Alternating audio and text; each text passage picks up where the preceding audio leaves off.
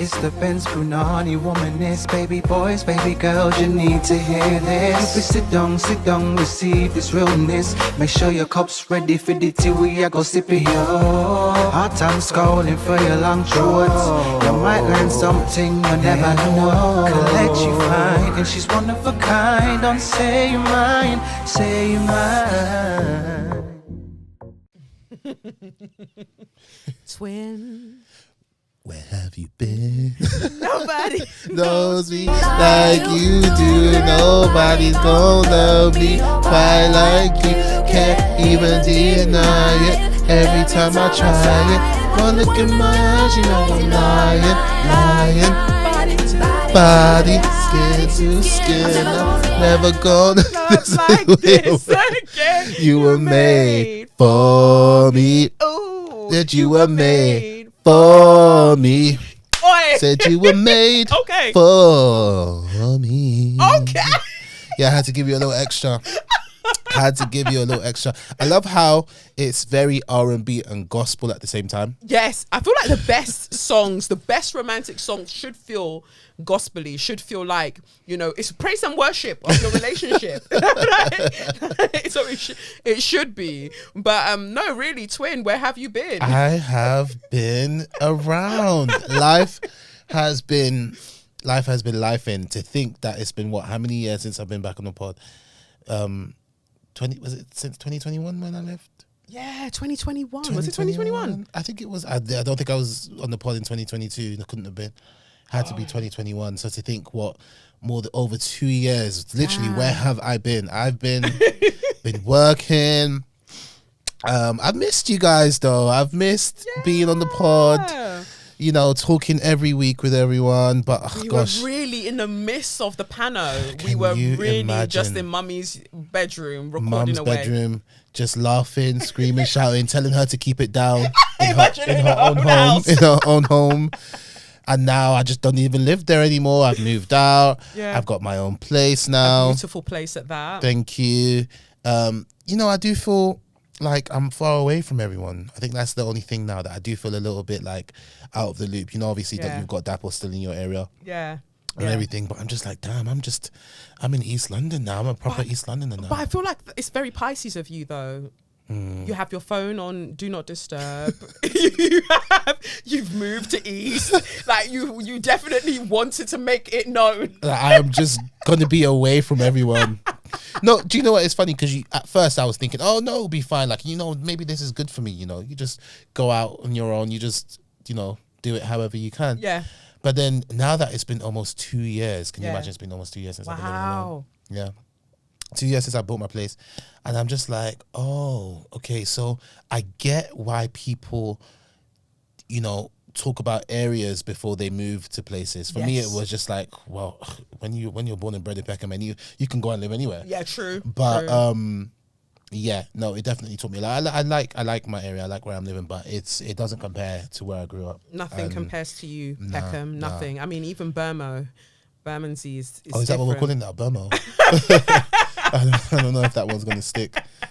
I love calling it Burmo. I remember it being Berms. Or was that Birmingham? That's Birmingham. That's Birmingham. Okay. No, Birmingham's Birmingham. It's at Brum. Birmingham's Brum. So I think Berms is Bermondsey. But Burmo, it suits it. Like when I see the usuals around the area, the Millwall lads, I call them the Burmo boys. The Burmo boys. The R word. Yeah.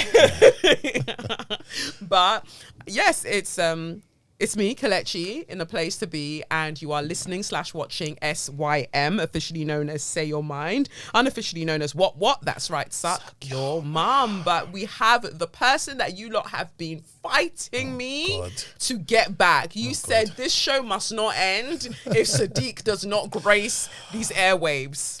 When you sent me that message, I know, because it's funny with you, right? You never force anyone to do anything. No. I've never known you to be like, no, you're doing this. No.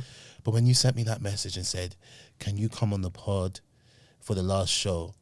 I knew in my heart of hearts that it wasn't a question. That was not a request. It wasn't a question. It was not a question. It was a straight up it was you saying you're going to be on the podcast this week. So make sure you do what you need to do to be on. I said, well, there you are. No choice. And sometimes that's just the better way to just put it. Like, just because you got to be on. So definitely happy to be back. Yes. You know, to think that, do you even know how many episodes you've put out? This will be maybe the 280th, if I'm not mistaken. Insane. That's wild, isn't it? Insane. I would have thought it was more than that, actually, though. I mean, there were like emergency episodes and this and that, and then there are the live shows that are added. I don't know, maybe those are counted in. I think they're counted in. But yeah, 280 as a solo self-produced podcast is wild situations. God. It's just wild. I think to myself, did you really have that much to talk about? But, you know, you clearly you did. 280 episodes. So I must have probably sat for maybe about 30 to 40. I think so. Okay. Was it because you were on every week from nearly a year, right? Over a year, I want to say, just over a year. Yeah. It's funny how we both just don't remember things. I want to say 2020 to 2022 was a blur. Yes, it was. But it goes to show that time is a construct, because you see everyone tweeting about it, that the space between 2019 and where we are now, it's like, doesn't make sense. It's Absolutely. like one long week. It does not make sense how time has flown. That you're trying to tell me that's 5 years. Can you imagine? I blinked and I was 27. Mad. It's no. It's too much. It's too much. So I'm glad that we can be here together for the final episode. It would have been great to get Dakwa in, but he was very specific that if he does not have a shape up, he's not coming. So we can only assume he didn't get the shape up that he wanted. Well, yeah, fine. I don't even feel like I look my best, but I just thought there was no way that I couldn't not come. So we'll just these lot would have found you. I would have been like, okay, fair enough. I mean, it would have been great to have you on. Fine. But they would have come for me on Twitter. They would have found you. And sometimes some of you guys reach out to me on like Instagram and Twitter. I'm like, oh, Sadiq, when are you coming back to the pod? Love you on the pod. And I'm just like, gosh, you really remember me. Like, but you know, the reason why I say that, and I say that seriously, because I feel like in the age of social media that we're in, people see you one day, don't see you the next day, and forget about you. Yeah. And it's nothing harsh. It's nothing personal. It's just, there's other things. Well, there's other things going on. Like, the news is moving fast. You're seeing new podcasts pop up every day. True. People keep buying microphones. Yeah. Illegal podcasts, we should call them. Any podcast where you lot are just chatting shit, I'm calling an illegal podcast. That is literally what I refer to them with my friends. That's an illegal podcast. So when people come to me after all these years and like, oh, Sadiq, when are you gonna come on the pod? I'm like, damn. Yeah. Okay, well, I'll figure something out. We'll work something out. This is the At thing. one point, you were gonna come over to mine, right? Yes. But I don't know if it would have worked in my living room, the echo, or. I mean, there were points when, like I said, we were recording at Mummy's. At one point, we even recorded it in the living room, didn't we? A couple of episodes in the living room. Yes. When we had some guests on. Yeah. That was very echoey. So it would have worked. We would have made it work. And you have a rug now, right? I've always had a rug. Oh, sorry. I made it sound very basic. You got a white refrigerator? No, I've certainly always had a rug since I moved in. Yeah, and I think if you have a rug, it absorbs sound. Okay. So that's always good. So that's why there's a rug in here. But I want have like a rug chunkier at Mum's. No, there was no rug. So the sound was just bouncing off the wood and stuff. I mean, I've learnt so much since like doing this podcast. I mean, there were some episodes that I thought the sound was recording and it wasn't. So like many things have really guaned. Even coming in here, it feels like, proper high-tech studio. You've got the lights, you've got the cameras, the 2 cameras even. The mics. I'm just like, gosh, I don't even know where to place my feet because it does feel cramped, but by the time I'm ready to go for Meet Me at the Altar, I'm going to space things out some. And, there are just bits left over, like the bits of Dickhead and Recovery affirmation cards, a few still left around. And I just need to organize more because it ends up being like a space for sending stuff, like packages and stuff. So I've got envelopes and everything else. That Wine 52 box has been sitting there for the longest. They were sponsoring a few of the episodes, I believe. and they sent me some wine, and it's Is that still sat alcohol there. free? No, and I love alcohol free, so I can't. It's just there. I feel like I want to open an alcohol free bar. I feel a few of them are Really? popping up. Well, I just think that that's basically a glorified off license. What do you mean? Like, you're calling it an alcohol-free bar. I will just go to the shop and get a Snapple. That's alcohol-free. Like, even when I see people, like, do you know what shocks me the most? Is going out with people, because obviously you know this is why I don't drink much. Yeah. But going out with drinkers and ordering like a mocktail and looking at the menu and seeing that the mocktail is as expensive as the cocktail. Yes, because the mock and the cock. Okay. No, but for me, okay. it's like Take your time. you need to let me land. Like the same, if you make the mocktail well, the same flavor balancing, all of that still goes into it. That makes it worth £10. Yeah, because think about like the seed lips, the all like. Even Lucky Saint, is it Lucky Saint that I like as a That's beer? alcohol free, yeah. Yeah. They still have to brew that shit. Like, so they're still the same, but they're still the same process. And then even more of a process in certain regards, because then they've got to extract the alcohol. So I'm like, charge what you need to charge. And I feel like it makes people like me feel like, cute. You don't have to use, for some people like myself, using the price point and it's cheaper actually doesn't work on me. Fine. Do you get what I mean? Fine. Like, give me the luxury. Like, solve a problem for me. Yes. And it doesn't matter how much it is. It's simple. Fine. So if I'm going to drink my Lucky Saint, let me drink my Lucky Saint. Love Seedlip as a non-alcoholic. Was it gin? That's Seedlip's a gin, isn't it? This drink that you've got me sipping on is actually making me feel a bit woo-woo. You think so? Trip. Seriously. But it's good because maybe is it your first time drinking it? Yeah. Yeah, because I drink it so often, I don't feel anything. Try to move to crack. No, it's making me feel a bit like, ooh, my head's coming a bit. Oh, and sorry guys, I have a cold, so I'm just a bit wiping my nose. Yeah, Trip is cool. You get it at all the supermarkets, and it's just botanical. There's no added sugar, all of that stuff. So I just thought it'd be good for you. Mellows you out. I think the first few times I drank it, I was like, oh, this is so cool. It's so mellow. Yeah. But yeah, mellow I'll go with. Yeah. Definitely. Yeah, I like it. But no, and also as a caveat, I was joking about the crack because sometimes before somebody goes and writes a thread now. So just calm down. Yeah. Boy, the way these people just be throwing out these accusations, you have to be careful. You now. have to be careful. They'll be like, You she do. said on the episode with her brother that she stopped with CBD and moved to crack. Like, no. No, people don't tend to just go from that to 0 to 100. There's a real few quick. things in between that before you go to crack. But Jesus Christ. So we had to get our favorite Pisces in the house. Like, to have you here is great. Thank you. I'm very happy to be here. Yeah, it's a fun time. It's a fun time. But yeah, like you say, coming to the end of the podcast is a whole thing. I just think like generally I've grown so much throughout the years, and years can pass and people don't grow. So I feel like I've grown throughout the years, and now it's a case of like moving on to something else. Yeah, something that's more aligned with where you are now. You know, say your mind, talk your mum, like that's great, that's wonderful, that's kind of served its purpose. But I think it's just about moving into something that's, again, like I said, reflects where you are in your life now. And I think, yeah, it's just, it's a natural end.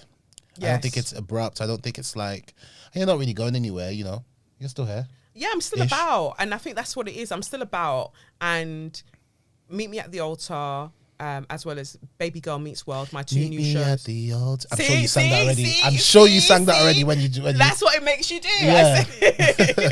So I've just been writing my raps. So my new theme tunes, I'm rapping in both of them. So I feel like maybe what we're seeing is the kind of genesis of my new era as a rapper. Okay, as a rapper now. Okay, as a female rapper. I want to be called Mama Lev. Wow. Just don't be putting out any disses. Oh gosh, we have to get to that. 1, wow. 2, 2 foot, 6 foot, good foot. Oh God. Oh God. Oh God. Don't be putting out any disses. I think if you were a female rapper, you would be very much like a what's that rapper that was in they sung There Is Only One for Floetry. Yes, they Yeah. don't rap. There was a rapper there, no? Was there? One of them rapped, and that's where it's a bit morbid, but that's where she died. No, I'm not laughing at that. But just, Rest in peace, if that's the case. But sometimes your musical knowledge, I have to check this now. Check. Because before people like Kelechi don't follow what Sadiq has just said. But I do, was there ever 3 of them? They went to Brit, didn't they? Or one of them went to Brit? No, not all of them were British. I said one of them went to Brit. One of them went to, Floetry were an English R&B duo. Oh, English. See? Okay. So, how can you say Floetry were an English R&B duo comprising of Marsha Ambrosius. I always think of Ambrosia rice pudding. Yeah, I always think of it actually. And Natalie Stewart. The recording group recorded 2 studio albums, 1 live album, and sold over 1.5 million records worldwide. That's really good. Yeah, they did Formed really in well. 1997. Floetry started on the performance poetry stage. Oh, it makes sense. So maybe when you were saying about rapping, they were spoken word. Mm-hmm. They've worked with many US musicians. That's why you thought about the US. Artists including Jill Scott, Queen Latifah, Michael Jackson, Common, The Roots, and Bilal, and more founders of Neo Soul. So are they calling? Is it Natalie? Her name? Natalie, yeah. Are they calling her a poet? Was she see. listed as a poet or rapper? Wait, how are they saying? They said past members, Amanda Seales. Amanda Seales was a part of Floetry. Yeah, I think so. Briefly, they were saying that. I found that out last year, actually. What? Briefly, and then she left. So that's why I thought it was a trio. That's maybe Natalie the Flowicist Stewart, born 13th of February. Oh, so is she an Aquarius? Yes. Is an English rapper. Okay, we landed there. That was the mystery. We got there. Born She's a in rapper. Germany and raised in London. Mm-hmm. I should have known all of this. And she you was see, in dance did you hear what she said, competitions. guys? She's cute. She said, "Oh, your musical knowledge is a bit." No, I said let's check because if I now you changed their nationality. So if we just go with that, you would have said that they were American. No, let me tell you something. My musical knowledge has actually developed a whole load in the space of time that I've been off the pod. I'm glad. Well, that will be tested soon enough. Now that you've said that, it will be tested. She's a self-described modern day poet. The Flowicist creates songs that are often characterized by themes of love, relationships, and inspiration. She sold over 2 million records. That's cool. It's big. Cool. It's big. It's Pick just up yourself, Natalie. It's and funny she's to me. definitely alive. She is. There's people around, and she looks amazing.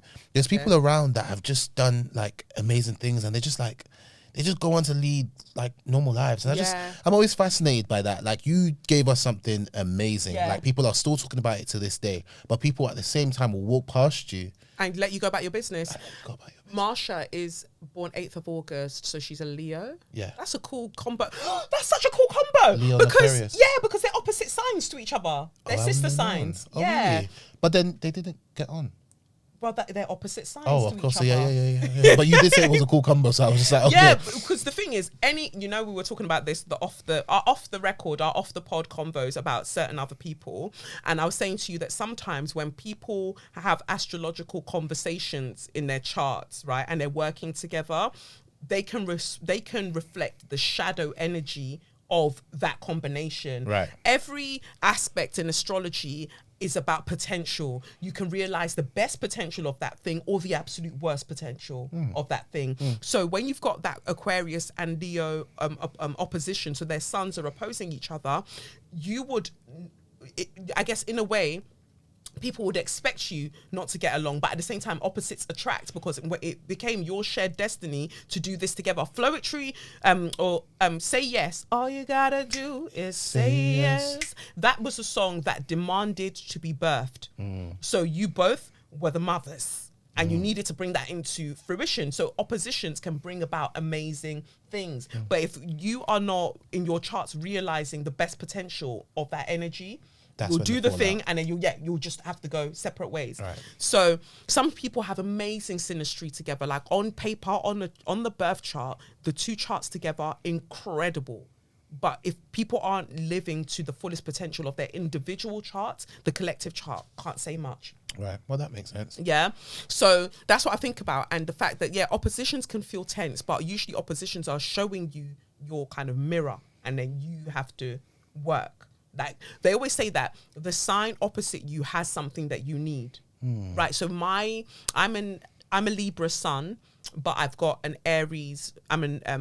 Aries is my opposite sign, and at the same time I'm a Libra rising. So I think over the past few years, what I've had to do is find a balance between this fiery warrior type person archetype that people see me as, and the kind of smushy, mushy actual person I am in the sort of like day to day with the people that know me, and find that balance, because you'll still get your head knocked off, but you know, like I don't want to have to do it, right, you know? Yeah, and it will maybe not happen every day. Yes. Yeah. So that's the thing. And then you're Pisces, so your opposite sign is Virgo. Right. So that makes sense. Think about if you get along with Virgos. Jamila. Is it Virgo. our baby girl? She's a Virgo down. She's like, yeah, she's very, very Virgo. Was with her yesterday. She's like, yeah. So that just makes sense. And this year will make 10 years that we've been friends. Wow. Just the way time flies, and I just think to myself, I've known you for 10 years, a decade. Yeah. Oh my God. Jamila's such a babe. Absolutely. But yeah, she's the most Virgo I know. Yeah. The Virgoist Virgo. I'm thinking, who's the most Virgo person I know? I would say Kevin Morosky. Oh yeah, he's a Virgo, right? Yeah, Virgo. But I know so many Virgos, and then I know Virgo risings as well. But I would say he's probably the most quintessential Virgo I know, because he's a Virgo sun as well as a Virgo rising. Oh really? But I wonder if Jamila... But you knew that with me, right? I'm a Pisces sun and a Pisces... No, I'm you're a Pisces sun and moon, sorry. Yeah, you're a Pisces sun and moon. Yeah. You're a Sagittarius rising. Yes. Good. I'm so glad you know that. Yeah. I know that at least. I couldn't tell you what's in transit. I couldn't tell you, like...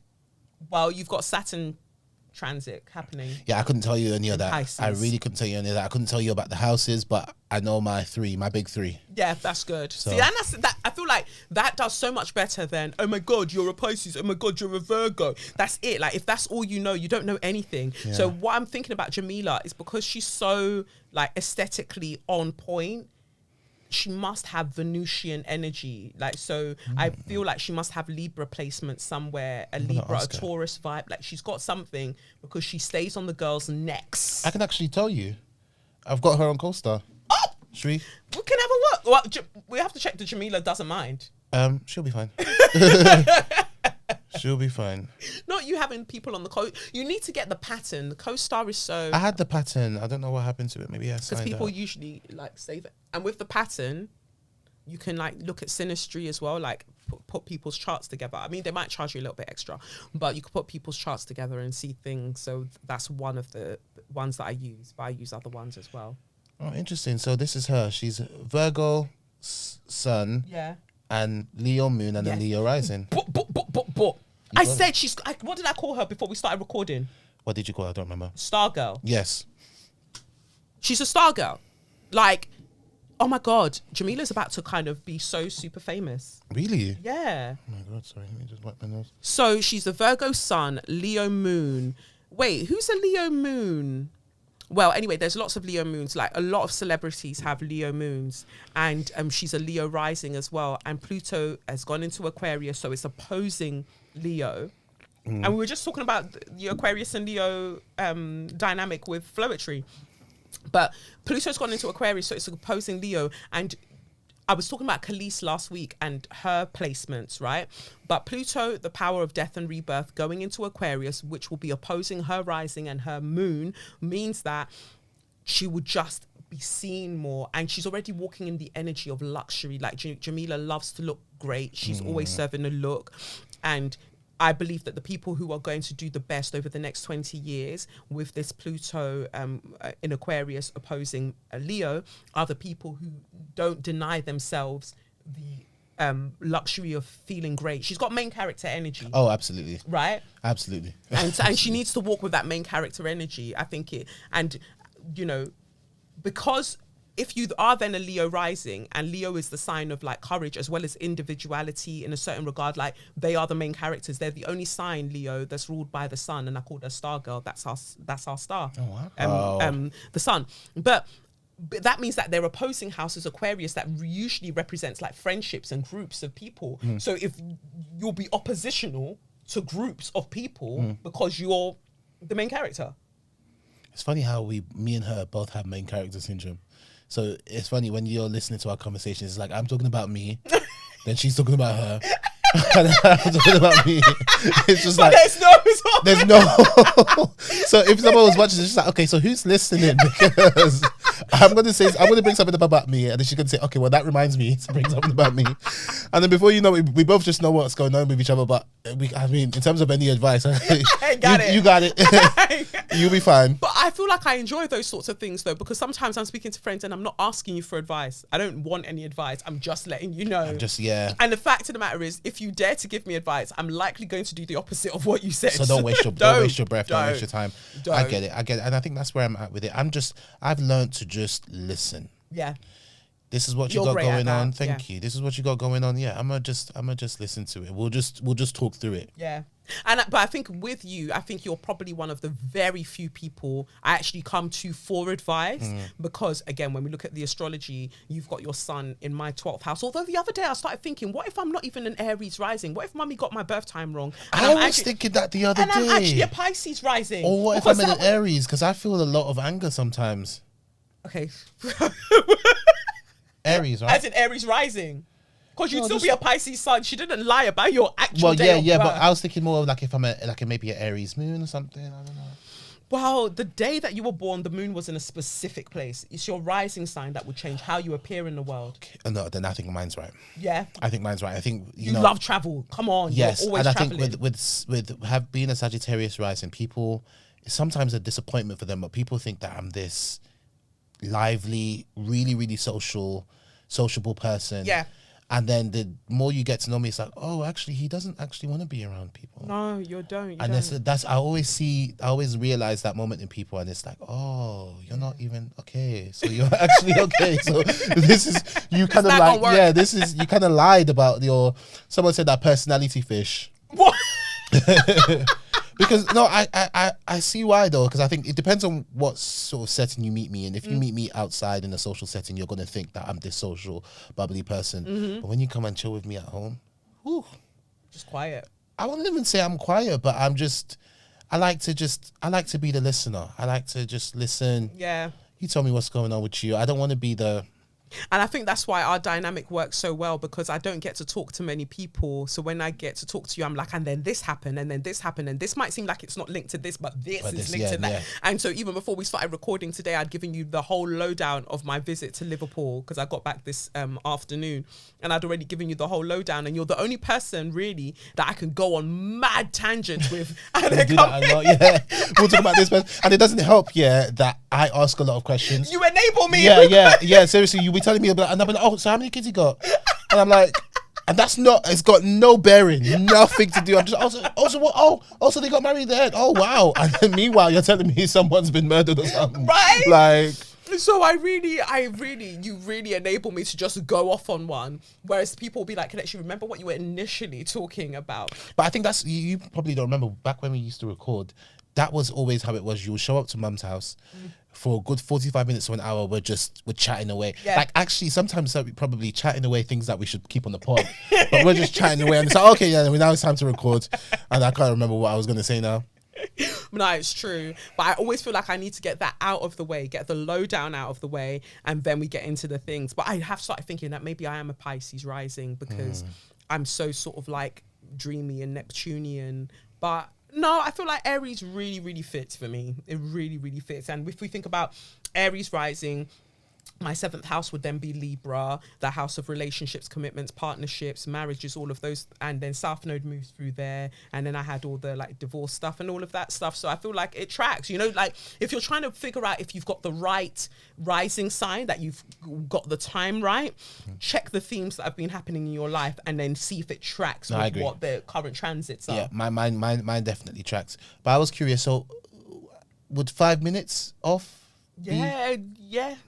Because the rising changes, I want to say they said every 11 to 15 minutes. Oh, wow, okay. So if you're off even by that, then you've got a whole different chart in terms of the planets would still be where they are in the sky, but which house they fall into for you would then, be different. Okay. So, Yeah, so all of that. But then I feel like you can make many interpretations work. For instance, if I were to be a Pisces rising, but no, that wouldn't work actually, because I've got Jupiter in Pisces. So if Jupiter was in Pisces in my first house, that first house is the house of the physical body, right? If I had Jupiter in the house of the physical body, I would be bigger than I am.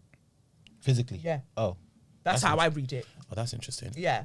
So that's why I'm just like, no, makes sense that it's the 12th house. So that's what I was saying, like, I find it so easy to talk to you about things because you've got your sun, the star of illumination, in my 12th house of the subconscious, or the things I don't see. So if I can actively come to you for advice because you usually see things that I don't see. Right. So that comes in handy.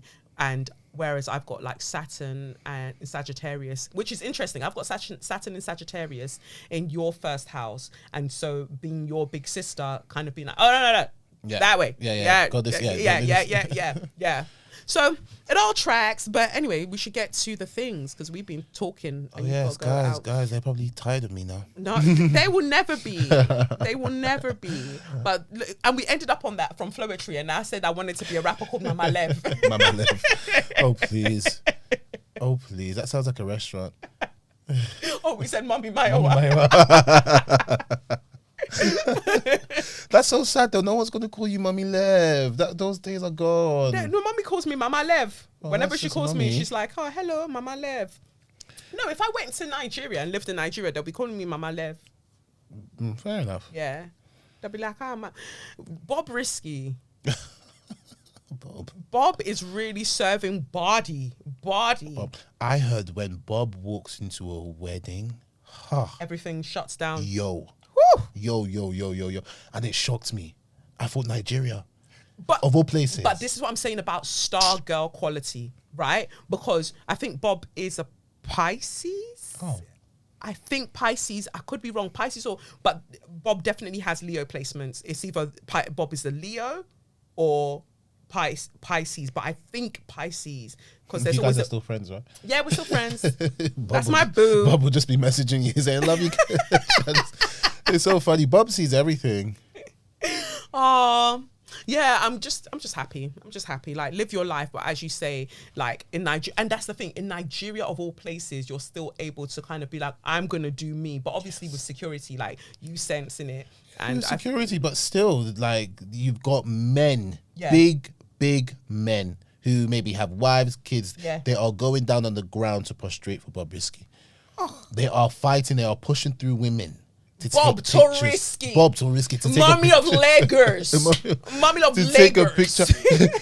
What did she say? She goes, any event where me and you jam, I go to beat you. What's that TikTok where the guy's like, I don't even say bye anymore. So there's that voice. Yeah. That's the one I'm talking about. Yeah. I just say Any event, I go to beat you. Any event when I jam you, I would beat you. I was like, Bob, man, can't chill, please. always wanting to fight, like rest. But no, I just love Bob. I love Bobrisky. Even with all the scandal stuff, I'm just like, Bob. I feel like I feel the same way about Bob as I do about Azealia Banks. Your problematic faves. Yes. Okay. Yes. Azealia Banks. Where I can't argue with whatever you lot might say in terms of a critique, but I can't help the way I feel. Yeah. I go in and out with Azealia because sometimes when she gets it right, it's like, oh my God, Yeah, you just it's fire in the booth. Oh, it's 100%. And then sometimes she gets it wrong, and I'm like, I don't know about this. You seem a little angry. Yeah, like you just seem a little bit bitter. And that's why sometimes I even have to check myself. Like there are some points I want to make online, and I'm like, but are you in the mood to make this point well? Does this point need to be made by you? That's why also another one. That's literally why I ask myself, because I've come to realize that sometimes when I say things, it can cut. Yeah. So I'm like, do you know what? I feel this way. I'm sure I'm not the only one that feels this way. Yeah. I'm not going to be the one to say it. Fair enough. Someone else is going to take this one for me because... Yeah, take one for the team because I'm not doing it. Well, let's get into the tarot then. So the tarot reading says, and I thought this one would be cute because, like, you know, you always keep me in the know about the office and work sort of environments because I'm just out here in the streets. Yeah, just don't know what no it's like. timetable. Yeah, no, like just doing bits. Hello, Kelechi. I don't know what's the protocol for coming back for a reading after you've already picked my letter before, but I feel so much helpless rage, pain, and humiliation that I wonder if the cards might have any word of comfort or validation for me, because I really am hanging on my very last line at this point. Oh, you sent that in May 2023. I hope you're okay. My present workplace is toxic as fuck, and I've been barely hanging on because the pay is decent for Lagos standards anyway. Oh, God. And I'm saving to buy land and build my home in Ibadan. Things were manageable for a while, but escalated last Tuesday when a colleague screamed at me for several minutes. And now it makes sense, because I sort of like skim read your message. Like before I choose one, I just sort of generally skim read it. And I saw, but I didn't see the Nigeria part. I just saw my colleague was screaming at me for several minutes, and I thought I was in the UK. So I was you was about to pull up them HR policies. You were about to just refer her to one of your lawyer friends. I was about to give you the Sally was about to join the chat. Boy. But you said it's Lagos, so it makes sense now. So you said things were manageable for a while, but escalated last Tuesday when a colleague screamed at me for several minutes, even with me asking him not to shout at me. He responded by telling me to shut up several times and screamed even louder, at which point I punched him in the throat. That's not what you said. Oh. You said, I was about to say. I'm just hoping that's where this God. goes. At which point, I got sick of it and shouted back at him, asking who the fuck he thought he was to tell me to shut up. Oh, yes, that's juicy. Yes, go. Bring the fire. My boss called me in, implied that my response might be tied to my bias towards this individual. My bias, not that this piece of shit was screaming at me at work for several minutes. I admitted not to liking the man, said I was not in the habit of liking people who tell me to shut up or calm down when I point out the misogyny in their statements. The latter part was something he did a couple of weeks prior to the event, when I challenged something he'd said about female athletes and them being undeserving of equal pay because basically they haven't suffered as long as male athletes have. The next day, after the screaming incident, I sent in an email detailing the event, thus reporting it in. And I, of course, copied the individual because I'm going to point out your unprofessionalism and verbal abuse. Wow. It isn't going behind your back. This man, though, responded by basically saying that I instigated the whole thing, that I made a snide remark when I passed by him as he was screaming at his subordinates, and that when I got upstairs, I said he was throwing a tantrum. Apparently, he finds the word tantrum triggering, and that's why he escalated, hence the screaming. So you accused him of the tantrum, and then he gave you a more. tantrum. Yeah. He ended the email by basically calling me a liar and saying that he hoped I learned from the situation. That is so Nigerian, man. My boss didn't call him to order. Instead, it became a, you both fought, let's move on and let go of our egos and all the bullshit after that. Basically, they spun the narrative that we were both at fault, and when we had a follow-up meeting to air out the grievances, I recorded the whole meeting. I was tired of people putting words into my mouth and spinning narratives that didn't happen out of thin air. Please tell me why my boss calls me after asking if I recorded the meeting, because someone, I can bet my ass it was that piece of shit colleague, came to him to report that I was recording the meeting and they felt I was doing so for sinister purposes. Sinister purposes. The word. Now, I admitted to doing so because I wasn't taking any notes, and that was the only way I could track the issues being brought up for us to resolve. I also mentioned that I didn't realize that we weren't meant to record the meeting and apologize for that, but I'm done. I'm done and I'm exhausted. I've been humiliated and I'm just so angry. I want to leave this job, but I don't know what to do. Can Spirit please help guide me and show me the way / what I should be doing next? Because I've been in this industry for 11 years. And I'm just exhausted and want to do something new / something else. And I don't know what to do. I feel drained, like they've taken everything from me and I have nothing else to give. Please help me. I've attached my chart, courtesy of Chani. Thank you for reading all the way to the end. And I hope you and yours continue to thrive and stay being your amazing, marvelous selves. All the love from an exhausted baby girl. Ooh, I feel you. I feel you. Ooh. Guess where her planets are in, based on what we've just talked about. Oh, just not going to get it. There's no point. Leo. All of them. She's got Sun in Leo, Venus in Leo, Jupiter in Leo. Wow. And you sent this in, and I it was random how I mentioned you, right? And I love you so much, Spirit. I want to take a moment to say, like, God, you're just really that guy, non-gender specific. You're just really that guy. Really that guy. Because this was sent in May when Pluto first dipped its toes into Aquarius. Right. So into baby girls, exhausted baby girls, second house, because That was sent in May last year. Yes, Jeez. 2023. So that was when Pluto first dipped its toes into Aquarius, went back into Capricorn, and then has now come back round into Aquarius just last week. Right. And it's going to stay for a little bit, go back out at the end of the year, like near the end of the year, and then finally settle down, 2025, settle down in Aquarius for the next 20 years. But why that's important is because, baby girl, Aquarius is your second house of talents and the money that you make. The 8th house is usually money that's given to us by other people. The second house is the money that we make.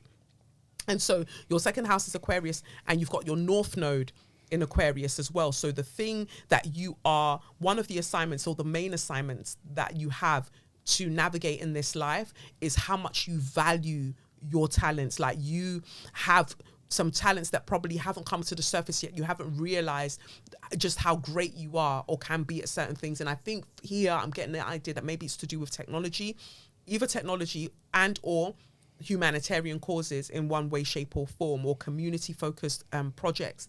But when we look at the opposite sign to Aquarius, which is Leo, that's your 8th house, the money that or the resources that we get from other people. So you've got your Sun in Leo, you've got Venus, like I said, and Jupiter. So that means you will gain a lot from other people, from the attention of other people. The 8th house is usually the things that people obsess over us about. So wherever you've got Scorpio placements is usually the thing that people obsess over you about. Or if you've got 8th house placements, those are also the things that people obsess over you about. So for me, for instance, I've got Mercury, the moon, as well as Venus and Pluto, but that's a generational planet.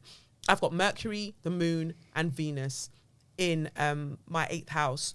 People obsess over how I communicate, Mercury, how sexy I am, Venus, because they won't know. You don't have to be conventionally pretty for people to just be like really sexually drawn to you. So they obsess over that, as well as my moon, the way I feel about things, right? I share how I feel about things. I communicate how I feel about things, and people are drawn to that. They come to me for that, right? And so that's what I see here, that with this opposition, around the time that you sent it, I'm getting a feeling that you haven't left that job yet, but you're about to leave that job this time round. With Pluto visiting this time round, before it comes and settles properly into Aquarius next year, you're likely going to leave now. If you don't leave right now, last by the beginning of next year, you're out of this job. But it's what are you going to go and do next? And I think that there's something here about, for instance, we're talking about the attention that you get from other people, like people, thinking about you, or maybe you helping people with the attention that they get. So maybe being a publicist, you'll probably be sick at being a publicist, right? People are getting the attention. You are helping them shape what that attention looks like, especially in somewhere like Nigeria. So many people need media training. My God, it is the ghetto. It's the ghetto out there. Help the people then. The journalist or the presenter will be insulting you. They will be insulting you, calling you names, talking to you anyhow. I remember seeing this interview about, they were interviewing a rapper or singer or whatever. And then imagine a journalist asking the rapper, to the singer, she's saying to him, but does anyone even listen to your music though? Oh! After getting me on the headlines, as you were, that taught me a lot. But that's a perfect example. But your 6th house of work is in the sign of Gemini. So Mercury rules Gemini, so I think maybe something to do with travel as well as writing could be really good for your public speaking, that sort of vibe. And then we look at the 10th house of, I really think it's to do with humanitarian stuff or the arts, because your 10th house is Libra, right? And we've got the South Node moving through Libra right now. So you are thinking about a career change. I don't think it's a job change. For you, I actually think it's a career change. So I would suggest considering things like something to do with publicity, PR stuff, writing, copy for things. I think you'd be really, really good at that just by looking at what's kind of just set up here in your chart. And you've got lots of placements in Capricorn as well. You're a Capricorn rising, so you're a hard worker. We know that. And also with you, things happen over time because Saturn, and you've got Saturn in Capricorn. Damn. So as a Capricorn rising, Saturn rules Capricorn. So things in how you develop, they take time, but then they take time so they can be well done and they can be there for you. But let's see from the cards, Sha, what you've asked about. Hopefully you can still hear me. Let's see about what you should do next, what you've asked. Let's see what the cards are saying. But that was just me. Oh. Got it. Right. That was just from me looking at your chart. Have you downloaded the Chani app? I don't think so. Get the Chani app, not CoStar. Chani's the best app. And I think that you were saying to me how you'd like to know just a little bit more about astrology. I think Chani app is the absolute best one for that. Chani Nicholas, for all the promotion that I've done for you over the years, Chani, how many times did I call you? All the promotion I've done for you over these years, like you don't know me from Adam, but I was with you before you got the app, and I'll pay the money, and then you'll send us the files, and you even trusted us with all of those files, and not to send the files to other people. I didn't ever do that, but I would just take my Aries rising out, and I would listen to the readings that you gave us. I was with you from day. Give me a private reading. I'm actually willing to pay. I'm not even saying give me a free private reading, Chani. Let me pay for a private reading. I'm surprised you haven't met her. Right, but she's based in LA. Maybe when I go to LA, I'll bump into her. But I really like her vibe, and I just think she just sets a great example for what a company can work like when everybody at the top isn't a fucking idiot. So, anyway, let's see what our exhausted baby girl needs to know at this time. This knows you're really going through it. I'm laughing. You know what Sadiq said before we started recording? I said, you don't have to wear the headset or wear the headphones. And he's like, no, I want to wear it because it's warm. Yeah, it's keeping me warm. It's making me feel cozy. Like, when you feel like you've got air muffs in. Yeah. All right. So what we've got here is the rage that you feel. So we've got, let me switch cameras, actually make it easy for the people that are watching on the tube. Move this out of the way so you can see properly. But basically the rage that you feel about this guy or this colleague of yours needs to be better expressed, right? And I feel like you need space to really kind of work through how you feel about him. I think because people keep essentially like gaslighting you and being like, oh no, it's an issue with you both. And it's like, no, it's not an issue with us both. Like, he started it. It's not an issue with us both. So yeah, it's just important that you have some space for that. And we've got the Hermit card here, which is a Virgo card, and that's your 9th house. Maybe there's something here about going off to study again. So, when I was suggesting about the PR and the publicity stuff, maybe you're like, I'm not even trained in that. See if there's a course or something that you can do, because I think you have a natural affinity for it. But the Hermit card represents Virgo, and Virgo is your 9th house of higher learning. So it's something for you to consider.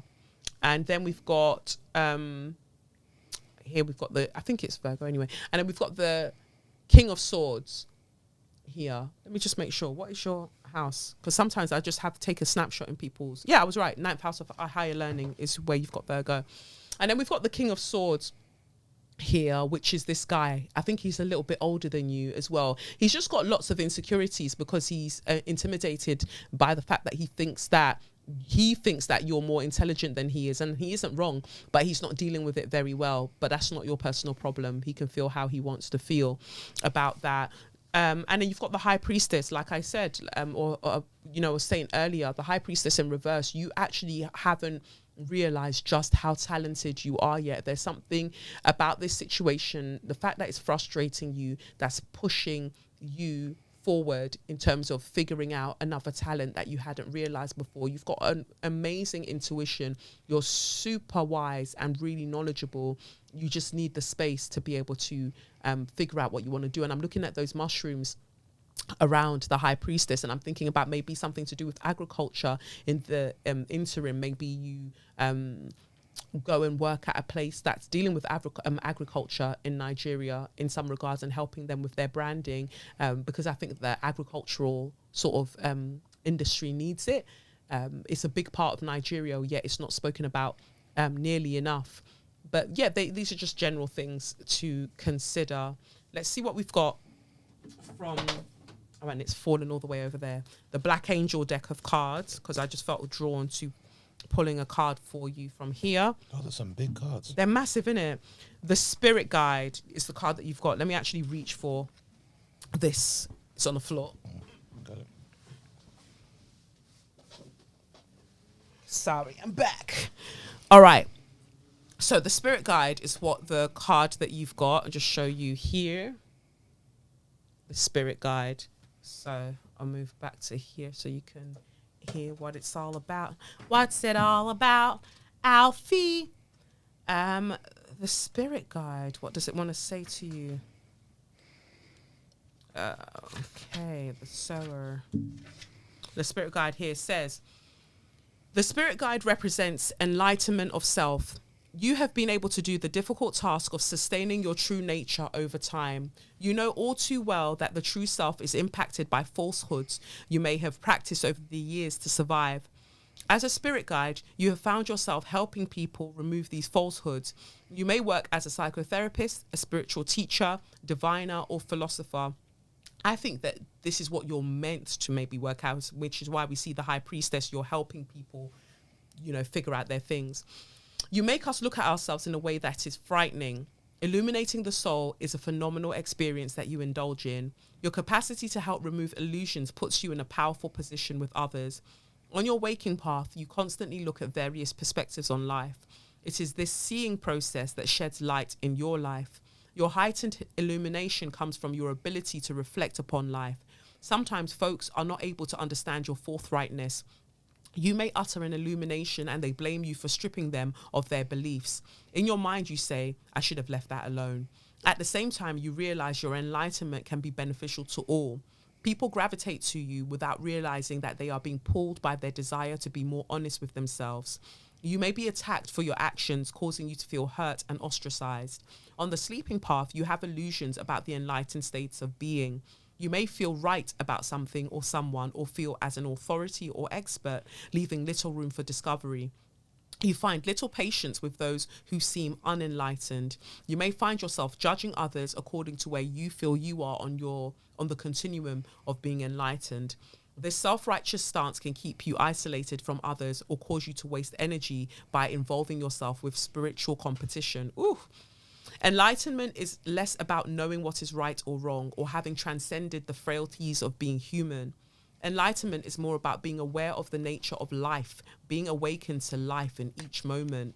To cultivate an enlightened state, one must constantly examine what is true so that when you share your life experiences, it does not come off as preaching dogma. Keep the book open on what you perceive to be true. Know that new experiences bring new truths. You might find the greatest illusion is your own enlightenment. Be sure that others are seeking your guidance before you speak.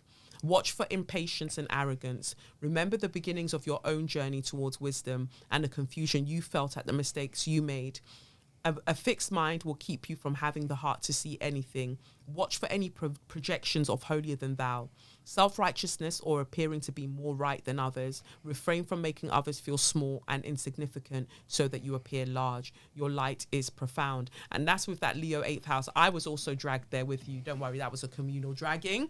And that card, I've actually got that page bent in the book, in the Black Angel book. I've actually got that page bent because I remember, I think it came up for me before I went to Peru.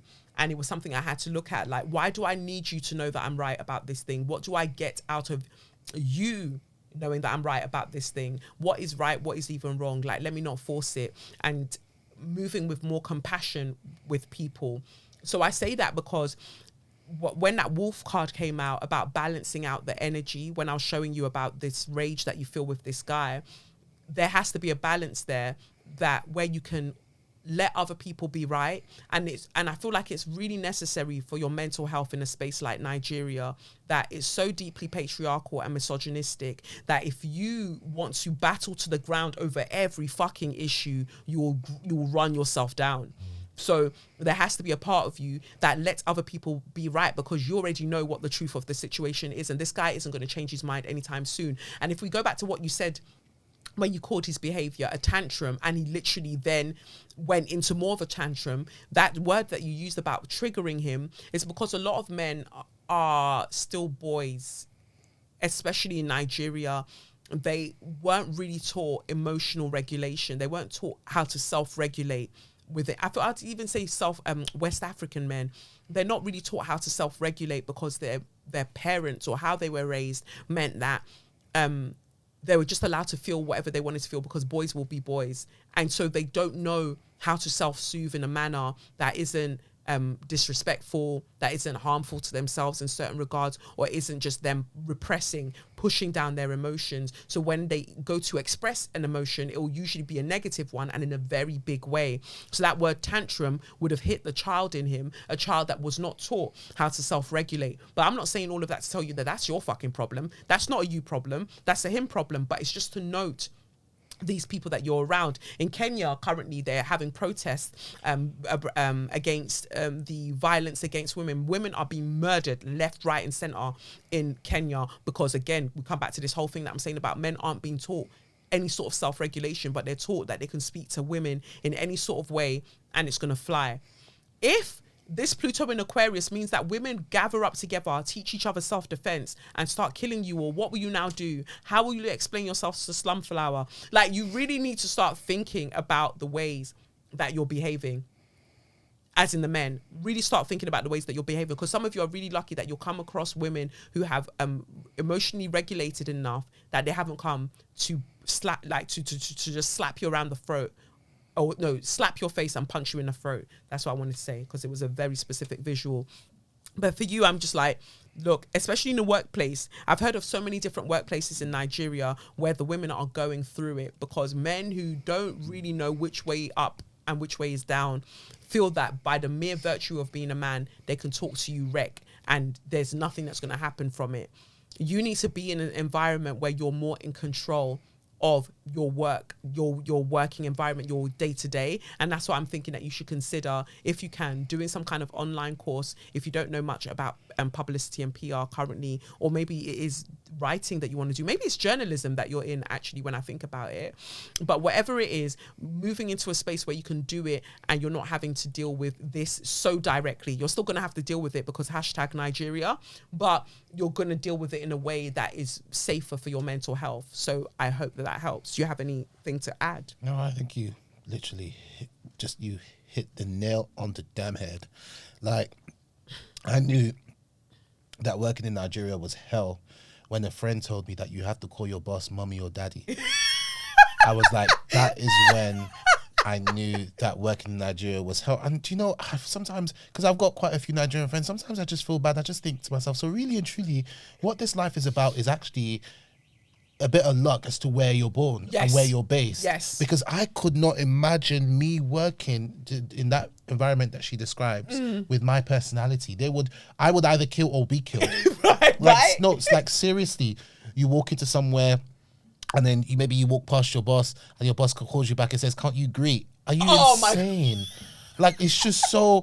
Like, I work somewhere now where the CEO of the company will see me at my desk and walk over and say, hi, Sadiq, how are you? Right. You coming over to me. So you'll see me in the corridor and you say, can't you greet? Can't you greet? And then I should have you seen me this morning? Oh, yeah, have you seen me this morning? And do you know what's so crazy about it? Yeah, what's crazy about like living life that way is that, and I always say it to people, and I remember one time having a big argument with Mummy when she kind of tried to pull something similar years ago. And I said, Mum, do you actually not realize that I could be going through something? Right. I could have, God forbid, lost a friend today. Yeah. That I just want to go to my room and I just want to, do you get what I mean? I just want to be left alone. You're telling me, have you not seen me? You're trying to now start an argument over the fact that somebody did not greet you when they came in. I just think it's insane. And I think that so much, when I really think, because we can easily laugh about some of the stuff that happens in Nigeria, but when I really deep what's going on there, those people, whether they know it or not, it's hell-like, it's hellish. Yes.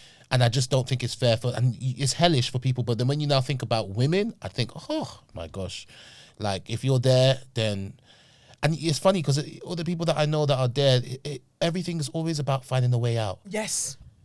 So you find that so many of them come over here and it's master's degree after master's degree. Yes. And I remember asking someone, I was like, why are you doing so many degrees? That's the only way I can stay in the country, bro. Wow. It's the only way you can stay in the... Oh, sorry, I feel like I'm grassing it up. No, do you know why? Because they've put a stop to it or something. Yeah, I think they're trying to stop it, they've limited it because some guy went online and started talking about how people are coming over here and it's because it's via that route of like just, you know, taking out loads of degrees. But yeah, I feel for you lot. Like even if your advice was just to manage, I think that would be fair advice, because what can you really do? What can you really do? And this is someone that has been, you know, she's a professional. She's been working in the industry for 11 years. 11, and you're still told that you both fought. Right. You both fought, so get over it. So if he slapped me, we both fought. Right. So she's getting treated like that. Imagine an intern. And that's how it all started. He's shouting at people that work, quote unquote, under him. And she's just like, what are you doing? Like, why are you throwing a tantrum? And then you've directed your energy at her, who she's not your subordinate. Right. But you still even have energy for her. And it reminds me of Ake Festival. Like I was saying, when I went for the book festival in November, and they were having a panel about domestic abuse and misogyny in Nigeria or something. And this man stood up and he would not shut up, arguing back and forth. And what's funny was that he was even one of us lot, like one of the people that at some point he would be a speaker, because we all had a special lanyard. So that meant that he was going to be a speaker on another panel at some point. He stood up and he was arguing. Like, what about you women? You don't want us as men to be men, always criticizing us, always doing this. And the other men were clapping. I said, this is the state? Yeah. This is the state of Nigeria? Nigerian men only know how to be men when it's to do with violence. If you remove... And you see all the time on Twitter, I'm actually shocked some of the comments that I see on Twitter, like genuinely shocked, where a woman will come and, you know, bring a story about how maybe her husband has been beating her and doing this, and, you know, she's giving us details, she's giving us pictures, videos, everything. Then you have one guy in the comments there, not a burner account, because you see that's what's different about the UK. They don't need it. They don't need it over there. Full government name, literally. At least over in the UK, you'll get a burner account that will try and chat shit. Fine. Full name. They've even bought Twitter Blue, right? Full name, everything, and then the comment under the post is, "But what did you do?" Simple. There are pastors that will be giving sermons that are just the most amount of fuckery. There are people that call it. I don't know if you remember that guy that his wife is like super smart, sort of like scientist or something, or like some super mad smart mathematician or something like that. And he's rather well known in Nigeria. And he said that on his first date with her, he went and he gave her an equation to do to see if she could do it. And so she did it, and then he told her that it was wrong, but it was actually correct. And she was just like, how did you know it was wrong? He's like, oh, because the internet told me that it was wrong. So I think she had to actually show him that the internet was wrong, and she had to get it proven, like, right to the people, and they were like, oh my God, you're right, sorry, we wrote it inaccurately. But he was like, the reason I needed to do that was to test how smart she was and to humble her. But just on that example, shame on her for doing the equation. Shame on her for doing the equation. The minute a man gives you an equation to do on the first date, you walk away. And I don't know, it's easy to say, but a lot of these women can't walk away, because it's like, I'm going to walk away from this only to go to the same thing. So how do you ever expect them to get a man? And none of them want to be lesbos. So what do you expect them to do? Have to make it work, because they feel like to them and all their God, like that's the worst thing in the world. I'm a lesbian, oh my God. So they don't want to do that. So they will tolerate a man you showing up on your first date and giving you an equation to do. And you guys, he said that it's the most difficult equation, that hardly anybody can do. And she was just like, get your mum to do it. That is literally what I would say to him. I said, there was an equation your mother should have done. In order to date me, you have to be your mum has to be as smart as me. Let's go with that. That is a point. Yeah. Get your mother. Get your mum to do it. Because if your mum can't, don't demand. Ask me. Don't demand such. It's insane, but that tends to be the theme. Humbling. Yeah. And just keeping women down. That's literally what they're trying to do. See if I can even find it. And because the next time he speaks about her, he then says something like, happy, I don't know whether it was her birthday or an anniversary. So they got married? Yeah. Oh, wow. I don't know if it was a birthday or anniversary, but he said something like, "My wife isn't the prettiest." Oh, I saw that. She's not the prettiest. She's not this, but she's right for me. And I'm like, okay. Oh, Gibbs date maths equation. For I some have reason. to find it. It's making me think about this scene. Have you been watching Champion on Netflix? No. Oh, it's making me think about this scene. Firstly, it's a really good show. You guys should all go watch Champion That's on Netflix. Candice Carty in it. Yes, Candice Carty. This actor, Malcolm Camilete, is amazing. Ray Black is in it. Anyways, there's this scene where Ray Black is eating, walking down the street, looking like a tick body girl. Yeah. She's walking down. The guys there on the street, they're like, oh, they're hollering out, oh yeah, tick body girl. Don't eat too much though. Can you imagine? But do you know what I found hilarious about it? That's actually how London men are. They will big you up, gas you up, and humble you in the same second. They said, don't eat too much though. Tick body girl, yes, don't eat too much though. And I was like, yeah, that's funny. They love it, and it is And so Nigerian men true. do the same. I remember times when I would be running. Like a few years ago, I'd go running, and there was one specific time I was running through New Cross, and then the guy was like, as I was running past him, he was like, strong girl with a fat palm. Oh God. I ran faster. I was like, I need That to would have get made me away. stumble because it's just so aggressive. I think that's the day that I really then hated those shorts or things with the line. You know when they make leggings for women and the seam goes right through the middle? I'm like, why would you put a seam there unless you hate people? Why would you do that? So can't even find it, but the guy said, but anyway, you saw that other one that he said. Yeah, when my he was wife's not this or Yeah, this my or wife's that. not the prettiest. She's not this, but I love her. And and people were like, but why would you write this unless you hate her? Like, why would you write such a thing? But again, this is you trying to humble her. Letting her know again because you feel so inferior. Why marry a woman that you feel so inferior to?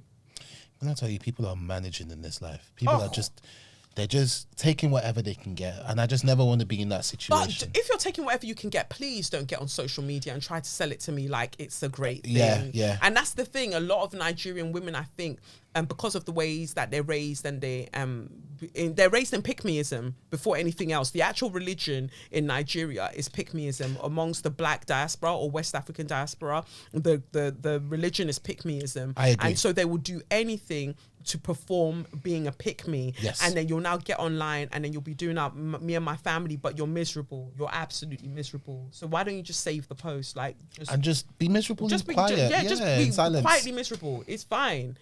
Spreading that misery all around and trying to disguise it as joy. So now for Share Your Magnificence. The family of a man paralyzed after a scuffle outside a nightclub has agreed a £1.2 million settlement with a police force whose officers lied about the incident. Julian Cole was taken to the floor by officers outside Elements nightclub in Bedford on the 6th of May 2013. 11 years ago.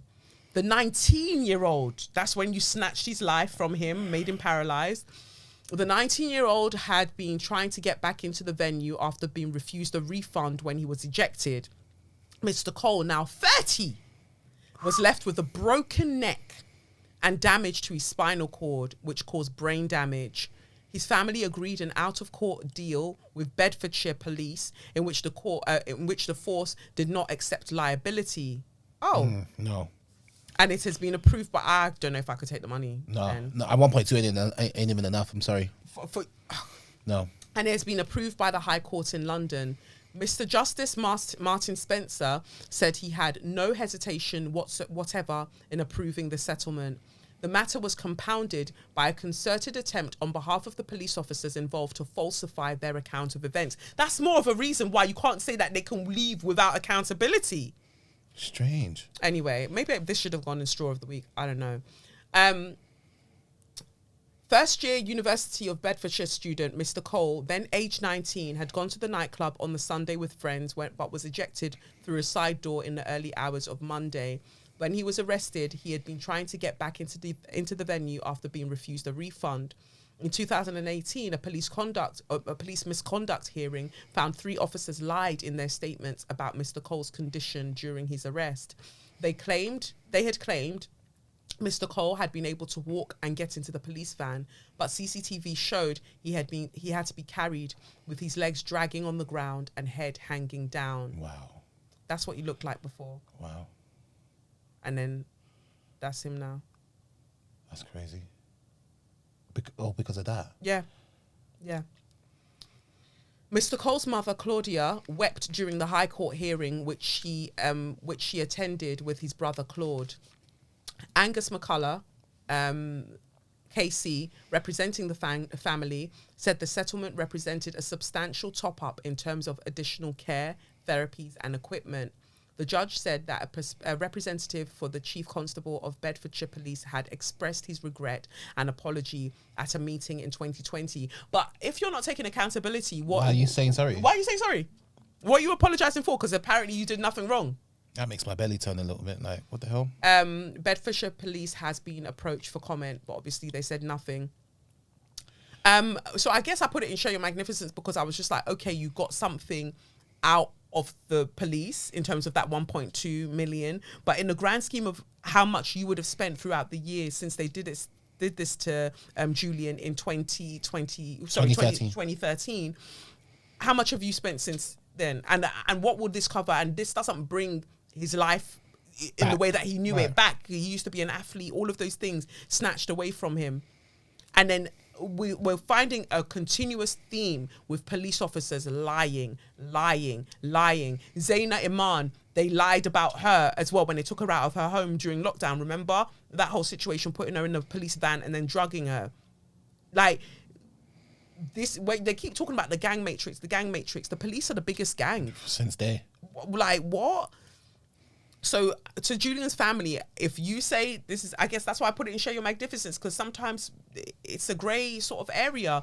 If you're saying this is a win, I mean, if they're happy, if they're happy, fine. If you like it, I love it. And also, I think it's very easy to be like, oh no, 1.2 ain't enough. But you know what? The family have been fighting for years. Yes, yeah. They've been fighting for years. Like it's not hard. It's not easy for them to hear that. Oh, 1.2 is small. Like, look, guys, we've been fighting since this thing happened.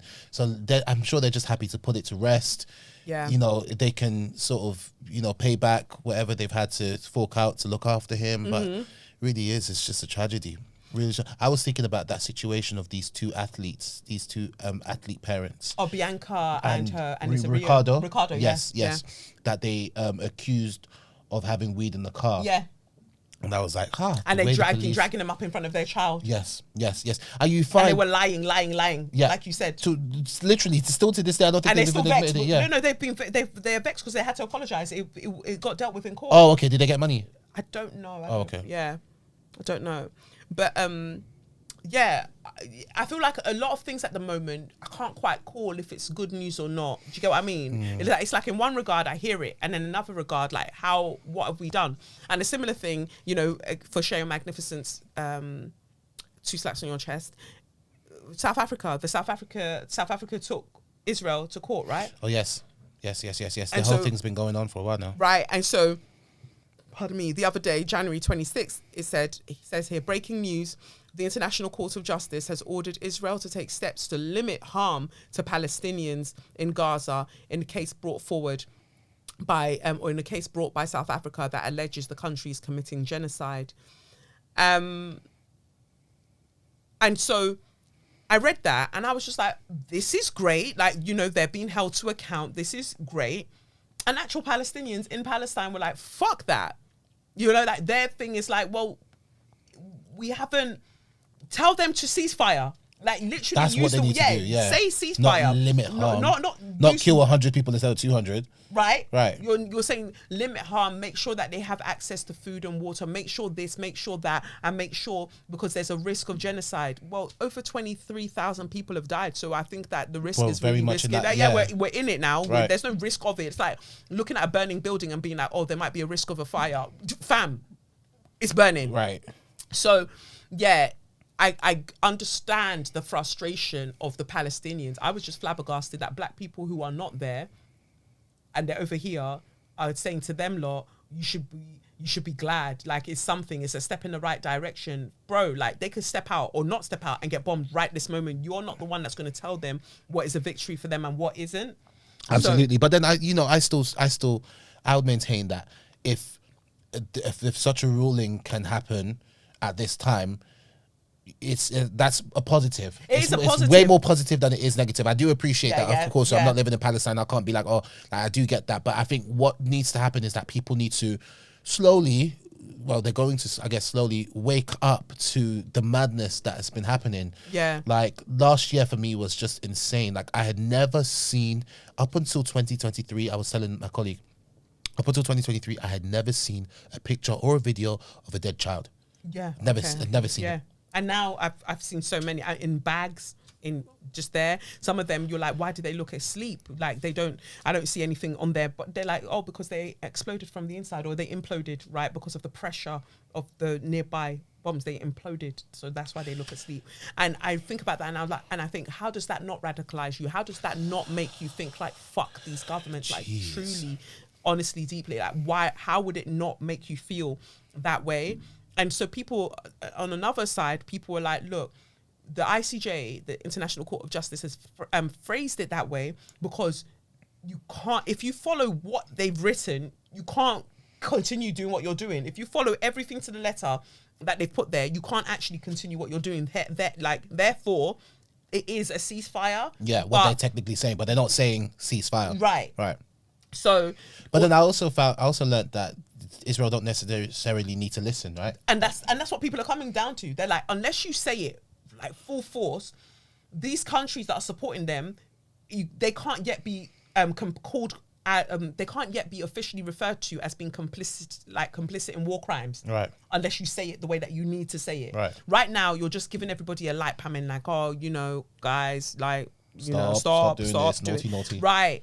And I'm really surprised by that black African that she's from Zimbabwe, the woman, the judge that voted against all measures to end the genocide. And this one, we keep saying the first black or the first African woman or the first African this to go in. They go in there and they move mad. Yes. And sometimes they're the first black African or whatever it is for a reason. People have identified, like think of Priti Patel, the first. Yeah. Think of Rishi Sunak, the first. Yeah. Do you get what I mean? Because they have been trusted to go in and do certain things. That mark of white supremacy is on them. There we are. And they are agents of that. Yes. Literally. So, and then I read here that it says 40% of shadow cabinet, as in like Labour Party, 40% of the shadow cabinet is funded by pro-Israel groups.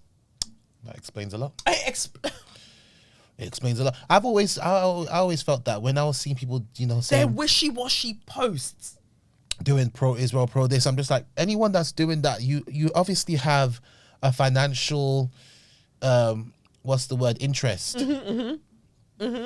Absolutely. And I just think it's sick that you lot are putting, I mean, when you come and look at the money that some of these people are earning, it's just like you're putting that over lives. And they're doing that because, I've got to think about my career. And these people are usually the ones like your donors who are giving you money for you to have your campaigns, to run for party leadership, to do this, to do that. But how can I trust you to lead us and to liberate us if you can't liberate yourself from a paycheck?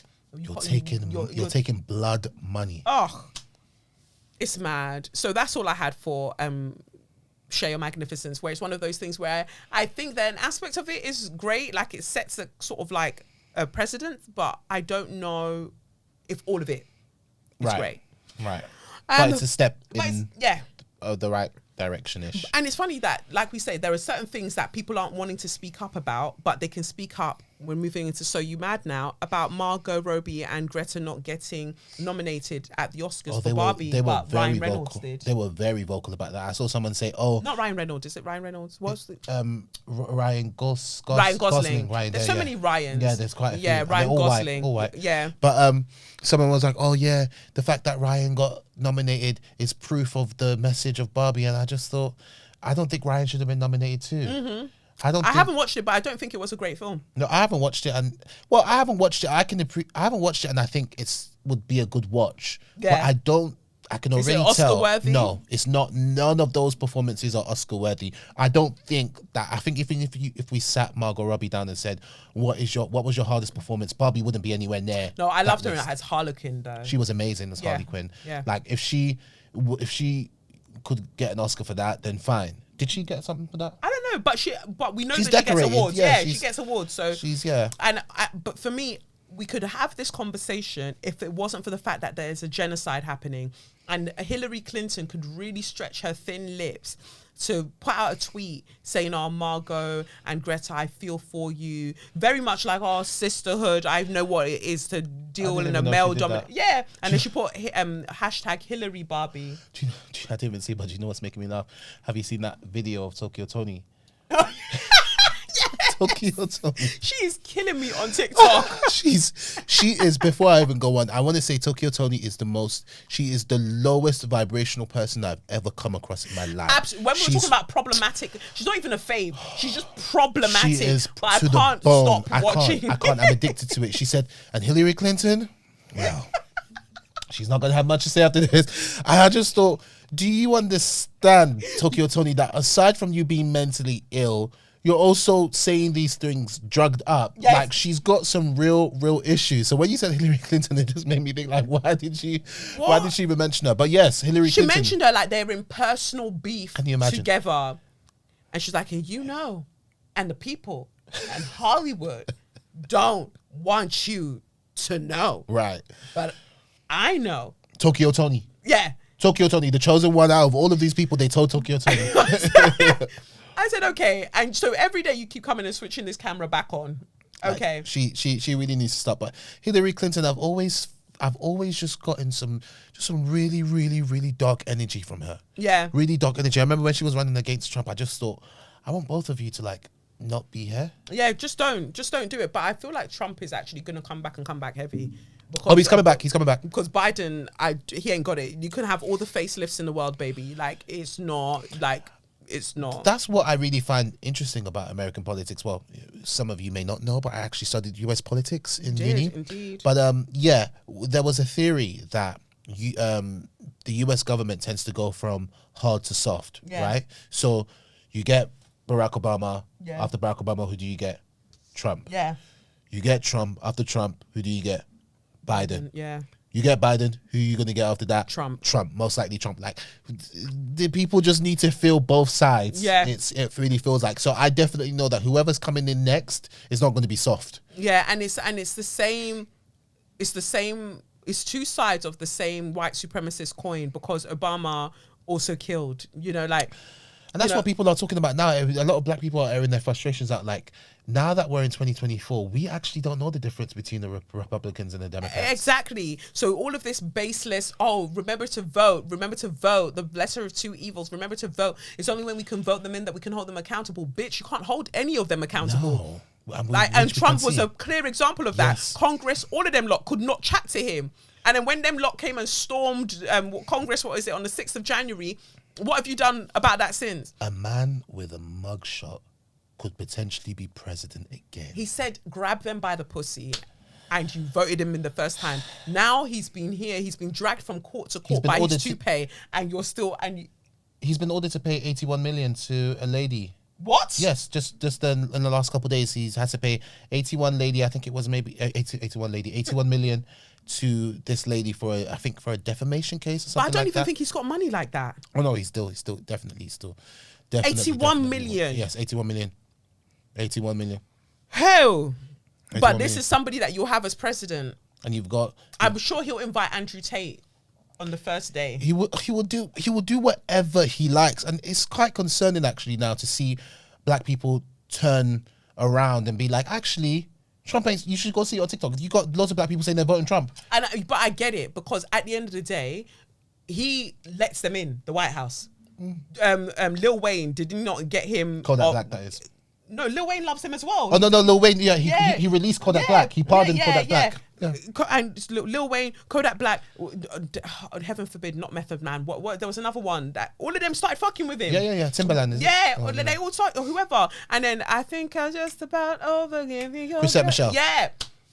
And the only thing that I feel bad about that, like the only reason why I feel bad about that situation is because she got so much stick for performing for him, only for everyone to turn around and be like, yeah, I love Trump. Kim Kardashian's going in there talking to him.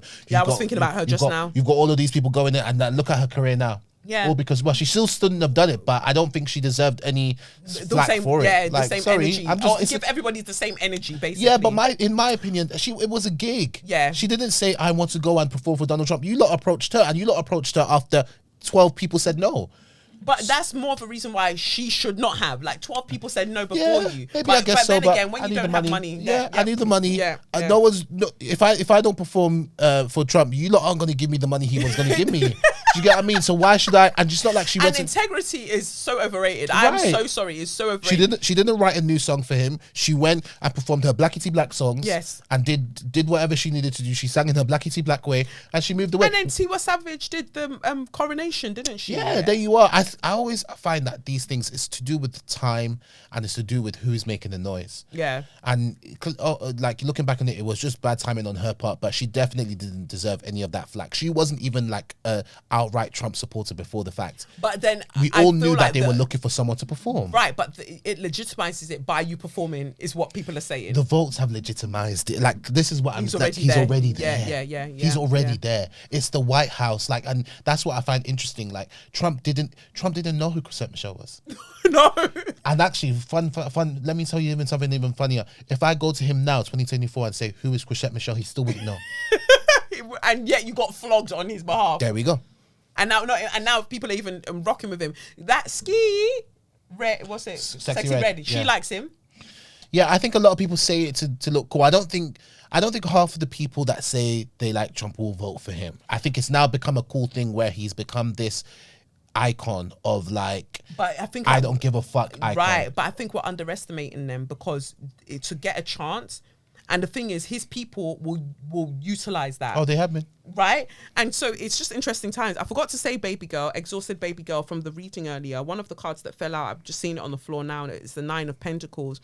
And it's very much given, all the ladies are truly independent. Throw your hands up at me. So you're definitely being encouraged to start your own thing. I know it can feel difficult somewhere like Nigeria, but make that your focus. So as Sadiq was saying, for you to manage this job role while you're studying and getting something set up for yourself as a business, and it will do well if you consider making it something that's accessible online as well. So consider that. So I just wanted to add that in there. Anyway, going from one Barbie to another, because that was basically my thing. Like, you suddenly Hillary and all of these lot have energy to be saying what happened to Greta and Margot for not getting that nomination. Oh my God, it's so terrible. Feminism, so terrible. But women are being blown up right now in Gaza, and you say nothing. Silence. You say it's complicated. So if you're not for the girls globally, then you're not for the girls. My thing is, if you want to keep quiet on what's happening in Israel and Palestine, you might have your reasons or whatever. All right, cool. Keep quiet on everything. Keep shut. I don't want you to talk about the Golden Globes. I don't want you to talk about the Grammys, the Oscars, the Super Bowl. Keep quiet. Don't talk about anything. Yeah. Don't talk about anything. And I don't want to see your bag, your purse, your shoes. I don't want to see anything now. No. Stand on that business truly if you ain't going to talk about anything. Like, that's just my thing. Like, and I do appreciate that some people have reasons why they don't want to talk about certain things. Fine. But don't try and pick and choose. No, and I think that was audacious from her. Like, you are a politician. Right. You know what I mean? Talking about the Oscars. You're a politician not wanting to talk about politics, but a disgraced one at that. Right. Don't want to talk about genocide, but you have all of the vim to talk about this. That's mad. Crazy. I'm thinking about that though. The amount of times I've said genocide, it could speak to why Spotify might be suppressing my views. But anyway, this is or my listens. Anyway, this is the last episode, as you know, of this podcast. And another Earth sign who works very closely with me on this podcast, Jonathan, had suggested, why do I need to come back on February 5th with the new show and Kaleidoscope ready to go on February 5th on my website?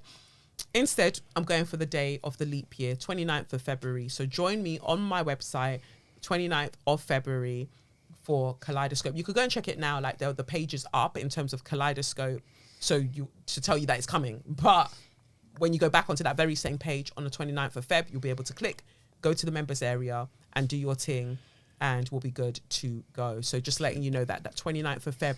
And actually, initially, I was just like, why are people advising me what to do? But I thought, no, that's my initial reaction. And it's something that I needed to hear, actually, because maybe I needed to feel the permission to actually take a break. Like even today, the reality of like, I missed the Kolechnikov showcase last night when my students and teachers were performing in the showcase, you know, paid for everything, booked the theatre that we performed in, but booking the theatre, doing all of that we did all of that in. But I was in Liverpool for my friend from uni. He was getting married, so I was in Liverpool for that. And then I got back today and then rushed straight over here for us to do the recording. And so thinking about when Jonathan sent me that last night, like, girl, actually rest. You talk about everyone taking it easy, actually rest. And I had to, you know, respect it and be like, you know what? I am going to take a few weeks off of not worrying about anything. And 29th of Feb will be good to go. I think that there are like probably 10 tickets left for the live show.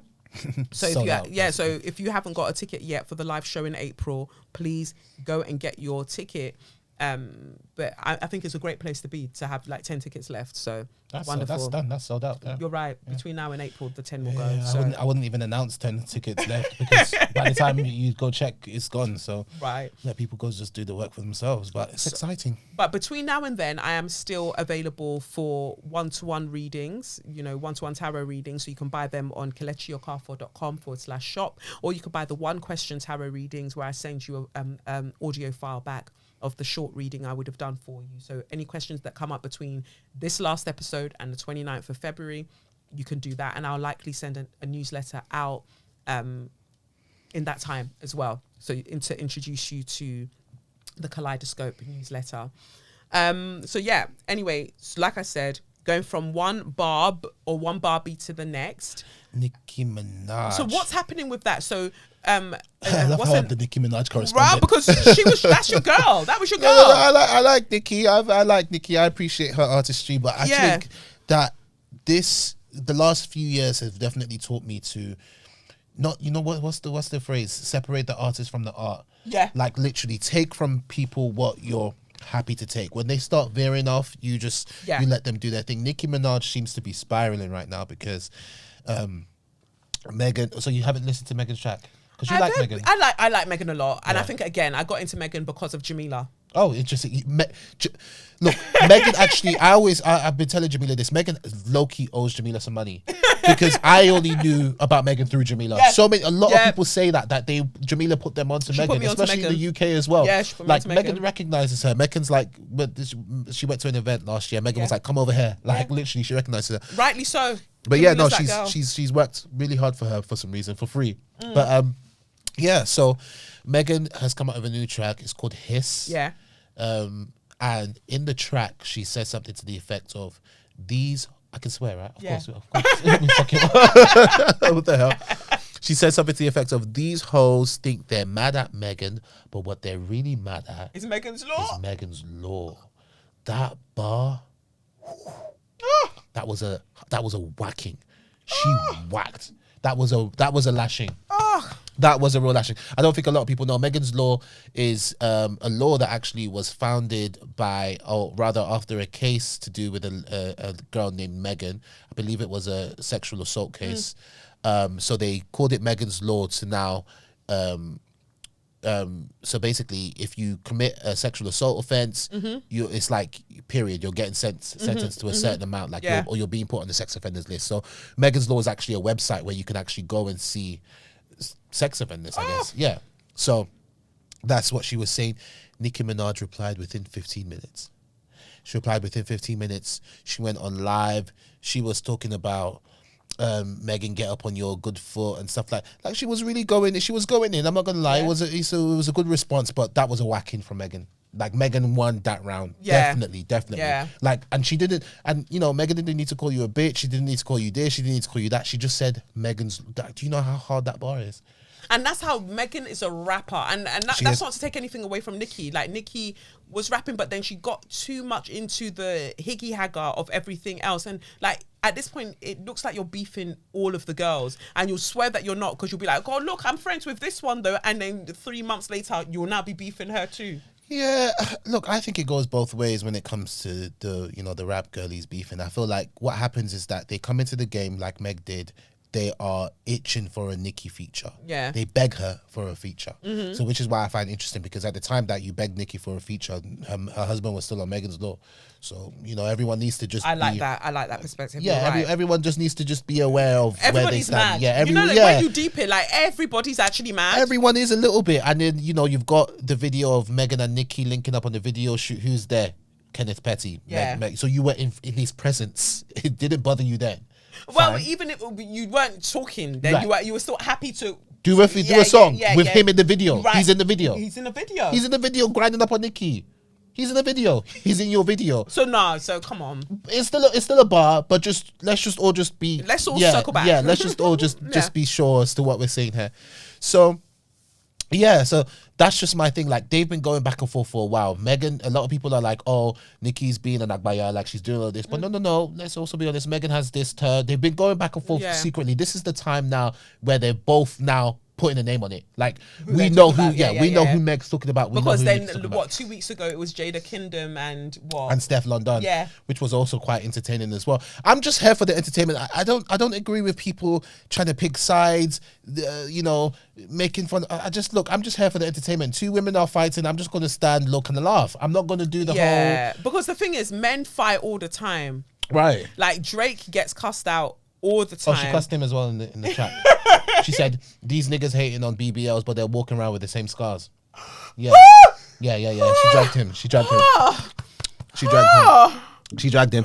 And look, that's why you have to give it to Megan. Like, not very many people will go after the greats. She's going after the greats. And she had the receipts to go with them. Absolutely. Yeah. Absolutely. Because Drake, you also went and saw Dr. Well, not maybe even Dr. Miami, but I think you went to Colombia. Let me tell you about Drake. Drake has had 3 rounds of lipo. Yeah. He's had 2 ab etchings. He's had a facelift. He's had filler. Yeah. He's done something with his ears. He's had a nose job. Yeah. Drake is You're actually a bad B. BBL girly. Like, You're a bad B. Like, Drake was in the same recovery house as some of these girls. He was the same woman that was doing the what's that? The massages that you do after. You go to the lymphatic drainage. The lymphatic drainage. You go Drake's been doing it too. You're like also wearing your the your faja. He's wearing the faja. So she whacked him. She whacked her, and Nicki has been low-key, she's been spiraling ever since. She's gonna have to go and bring all the writers in. She has to have a writers' room. Every Nicki. bar, yeah. Oh no, Nicki don't need no. She don't need the writers. Nicki can write. Don't get me wrong. Yeah. I'm not saying she can't write, but for that, to me, it's on par with when Remy Ma came at her with Ether. You know that when yeah. like Shitha. like you have to go and bring the best of the best to just run your lines by like get it right. Get it right, because I think disagree. that when it was that Remy Ma one, she floundered. She didn't have it. Well, with Remy Ma, she kind of whacked Remy Ma a little bit, you know. Tried, but she no. she said something like, basically you left your son over a stack. You went to go shoot someone over $1,000, and you left your son for 6-7 years. Oh wow. Like she whacked Remy. I'm just a big believer in just seeing things as what they are. I think a lot of people see things from a stand lens. Like a forced dichotomy, like there has to be a right and a wrong, and it's like what we were saying earlier. Like let other people be right. Like it is what it is. Yeah. Like let the girls fight. Yeah. Like let the girls fight. No guns and no weapons, but just fight with your bars. Fight with your bars. Yeah, and that's and let that be that. And if you want to link up a tussle a little bit, then do that. If it just gets the tension out, if it gets the frustration I don't think out. Nicki can fight. I think Megan can. I think if it's a fight between Nicki and Megan, Megan's gonna Megan's gonna win. And don't But tussle physically. I also don't think that Nicki can move quickly because of the bum. No, Whereas Megan's got some good she's knees. got some knees. She's got knees. And she be banging gym. She can leap Yeah, at you. yes. She can leap at you. So I She's think by been the at time the gym. by the time she even gets towards Nicki's just come and off then the ground. she's younger as well. There we go. There we go. But I think that's another thing. A lot of people are coming for Nicki's age, and I'm just like, I don't really go with the whole age drags. I think the age drag thing only happens when you are not behaving, like when you're not respecting yourself. Fine. Because I think that, do you see, I don't know, the Foxies, the Queen Latifahs, like maybe they've got their own like older women drama happening elsewhere, but you don't see them now coming to come and tussle. Like there comes a point where you have to. You even say it to me. Don't try it. You say it to me when some of these lot will come and say some bullshit, and I can flog them and I can flog them well. Like, but should you be flogging them? Should you actually even act like you've seen the discourse? No. I hear it. I think it's context. I think what's happening here is being played out on the global stage. Yes. Right. So if Megan comes and says something, Nicki is entitled to be like, no, but how did it start? We can't just start at that point. If because it was before this, she was talking before this as in Nicki. Yes, Nicki was talking before this. Now, how it starts, Nicki claims that there was some ill feelings towards Megan because at the time that they recorded the track, Nicki's saying that she didn't charge Megan for the track at all, for the Hot Girl Summer track. Okay. Right? So I'm taking from what Nicki's saying is that Nicki said, okay, I'm going to do this track for you, but I'm going to be coming out with an album soon. Yes, you better need you hop on it. Yeah. I mean, I think they both respect each other. Well, I think most importantly, I think Nicki respected her as an artist. She thought, okay, well, no, you good and people like you, so do you get what I mean? So I think that's what happened. And Nicki says that when it came time to return the favor or do what needed to be done, people were acting like they didn't know what she was talking about. Okay. So Nicki now has gone on to reveal that when they were filming the Hot Girl Summer video, because this was a time when Meg was known for pouring Hennessy down everyone's throats. All the girls wanted to Meg to go pour Hennessy down their throat as if it was some different type of Hennessy. But anyway, she's trying to do it to Nicki. Nicki's like, no. I think she told her off camera that she's trying for a baby at the time. Okay. And Nicki was like, what you do that? Or something. Meg said something like, but you can go to the clinic or something like that. Basically, you can just go, like, don't worry about trying for a baby. Drink now and go get an girl. Yeah, like she was just. But she was also going through things. She was also going through things, and she's also much. Like we're talking about the age. She's also much younger than you. Yeah. Do you get what I mean? She's not going to be able to appreciate it. So I don't know. Nicki was claiming she, maybe felt away after that, and then the biggest thing that happened, and I guess Nicki's not going to mention it. But then Meg now went to go do with Cardi. Yes. And it's not even like she went to go work with Cardi. They came out with the biggest song, one of the biggest songs that year. Yeah. Nicki can't act like she ain't heard it. So that happened, and for some reason it's like if you work with Cardi, if you work with Nicki, it's like you've taken a side. Yeah. It's very, very, very, very, very odd. But look, I don't look at Nicki's age. I look at her as, someone who is, because everyone's doing I sort of do. I look at her a bit of her age, and also, but I think maybe I'm equating also age with status. If you say that you're that girl, be that girl. If you're their mother, be the mother. Do you get what I mean? Yeah. But I say that, and I feel like partly it is hypocritical because sometimes somebody will do something and you'll be like, no, that's actually fucking mad. I don't care if I'm meant to quote unquote respect myself. What you've done there is actually mad, and I'm going to say something about it. Absolutely. But you see, I think there's two sides to it. People like to compare Nicki to Beyonce. They're like, but you don't see Beyonce fighting with people. I don't necessarily think that Beyonce ignoring all of these things that have been said about her has helped her. I don't necessarily agree with that. Yeah. Like there are certain things that she's just left to our imagination, but I don't think that's necessarily helpful, because now when people talk about Beyonce, most of the things they say is we don't know who she is. Yes, yeah. Whether she cares or not that's only up to her. And I think that there's a certain point where I understand that your mum loves you, but if it's your mum that's always coming to ride out, it's like, so you can't speak for yourself. Yeah, you can't speak for yourself. And I know she's not her mum. She's not asking her mum to do it, but you also know that your mum is doing it. Yeah, and that's the only insight we get into your personality. That's the only thing. So I don't think that necessarily benefits them. I don't think you can look at Beyonce's, and you know that now, because when Beyonce tries to come out with a brand, it doesn't necessarily do all that well, because we don't know who we're buying from. We don't know who it is. But when Nicki comes out with something now, people go buy it. They know who it is. They know what personality they're wearing, and I think. That's the difference. She released perfume recently, didn't she? She released perfume. I'm not going to say it did terribly, but I think if it did amazingly, we'd know about it. We'd know about it, and then she's going to start a streaming site. I'm not too sure about that. Beyonce's fine. Like she's fine, but she could be a lot in terms branding wise, and if she wants to sell stuff and make money outside of music, she could be in a much more better position. She's going to do hair stuff in it. She's coming out with the hair stuff. We're going to have to see how that goes as well. Yeah. And the hair stuff, I think it's a good idea, because it's like, you don't really need much of your personality for that. People like Beyonce's hair. They've always liked Beyonce's hair. So that might do well for her, but I just don't believe that the mystique she's created has benefited her. So when people try and compare her to Nicki, I'm just like, well, no, Nicki's never really been that. She's always been outspoken. She's always been. We came to know Nicki off the line of maybe I'm gonna put this pussy on his sideburns. Like, come Yeah, on. yeah. Someone that says that. And I isn't loved gonna- her back in the day. She was good. I even had a whole photo shoot. Literally, and it was good. I still like that. I love photo those shoot. photos. I do. love I those really photos. like them. I really pictures. think the makeup artist should have blended out the contouring a little bit more, but I really like the photos. You will find Really girls see. doing similar pictures like that to this day. No, seriously, you should wait for it and then put it side by side. And that was 2011. Yeah, ages No, ago. more than that. 2008. Yeah, it was when I got back from America, so 2009. Yeah. When I So got back from America, yeah. That was about right. But yeah, that's that. Yeah, it's whew, you gave us a real lowdown and very balanced points. Very, and I personally do not, in case any barbs are watching this, because I don't know what Jonathan's going to try and name this. I don't want your smoke. I don't want your problems. I saw what you tried with Kimberly. I don't want it. No. Because you guys will find out where I work.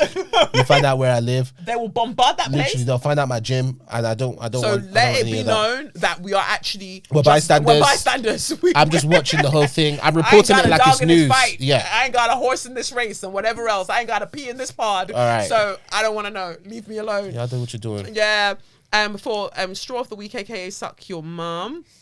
I read that Britain plans to loan Ghana back the things it stole from Ghana. And What about Nigeria?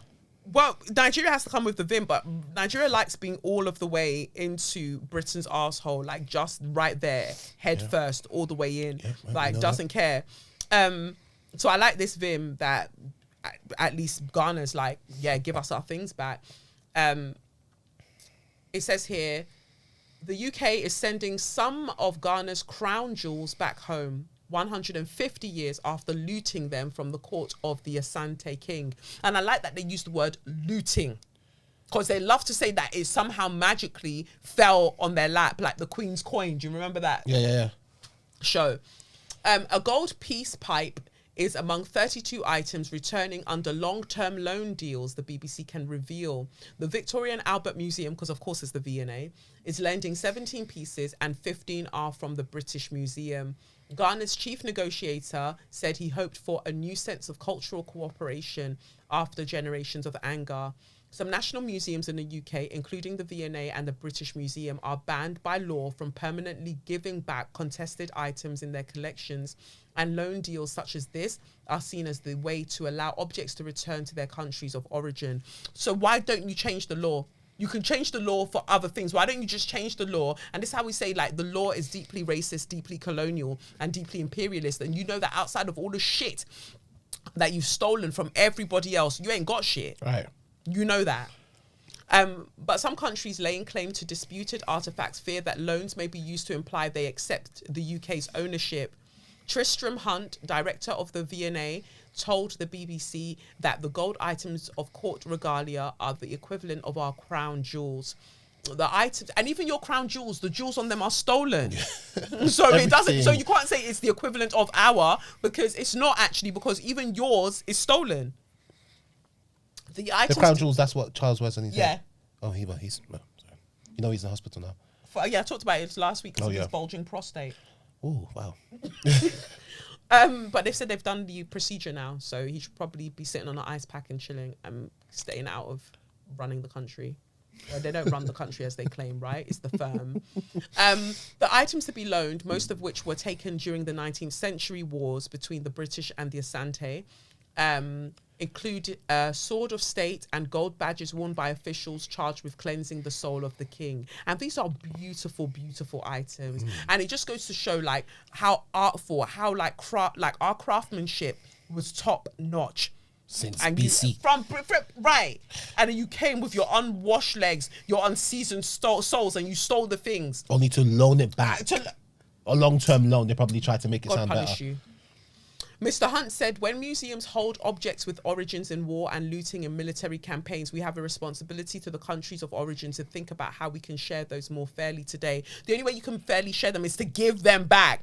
And the only reason the wars were happening was because you were trying to steal humans from Ghana. Oh, gosh. And you were trying to, you were colonizing the land. So again, it's like, you're not telling the full story. It wasn't like we just had a tussle. We're telling you to get the fuck out. It doesn't seem to me that all of our museums will fall down if we build up these kinds of partnerships and exchanges. Let's see. Well, I beg to differ. Mr. Hunt insisted the new cultural partnership is not restitution by the back door, meaning it is not a way to return permanent ownership back to Ghana. The 3-year loan agreements with an option to extend for a further 3 years are not with the Ghanaian government, but with the Otumfo Osei Tutu II, the current Asante king, known as the Asantene, who attended the coronation of King Charles last year. The Asantene, I hope I'm pronouncing that right, sorry Ghanaians, still holds an influential ceremonial role, although his kingdom is now part of Ghana's modern democracy. The items will go on display at the Mania Palace Museum in Kumasi, the capital of the Asante region, to celebrate the Asantene's Silver Jubilee. The Asante gold artifacts are the ultimate symbol of the Asante royal government and are believed to be invested with the spirits of former Asante kings. And that's another thing as well. That's why Britain can never know peace. And I said it to you before. That's why it's not coming home. It's coming home. It's coming home. It's not coming home. Never. Until you give the things back that you took from other people and return them to their homes permanently, your own cannot come home. It cannot. It's that simple. Because there are spirits, there are spiritual energies with these things that you lot stole without thinking about it. And those spirits will continue to flog you inside, outside, left and right. They'll continue to flog you until you return them to their rightful place. Period. Yeah, it says here, the Asante belt was once one of the most powerful and formidable states in West Africa, trading in, amongst others, gold, textiles, and enslaved people. Made sure to put that in there.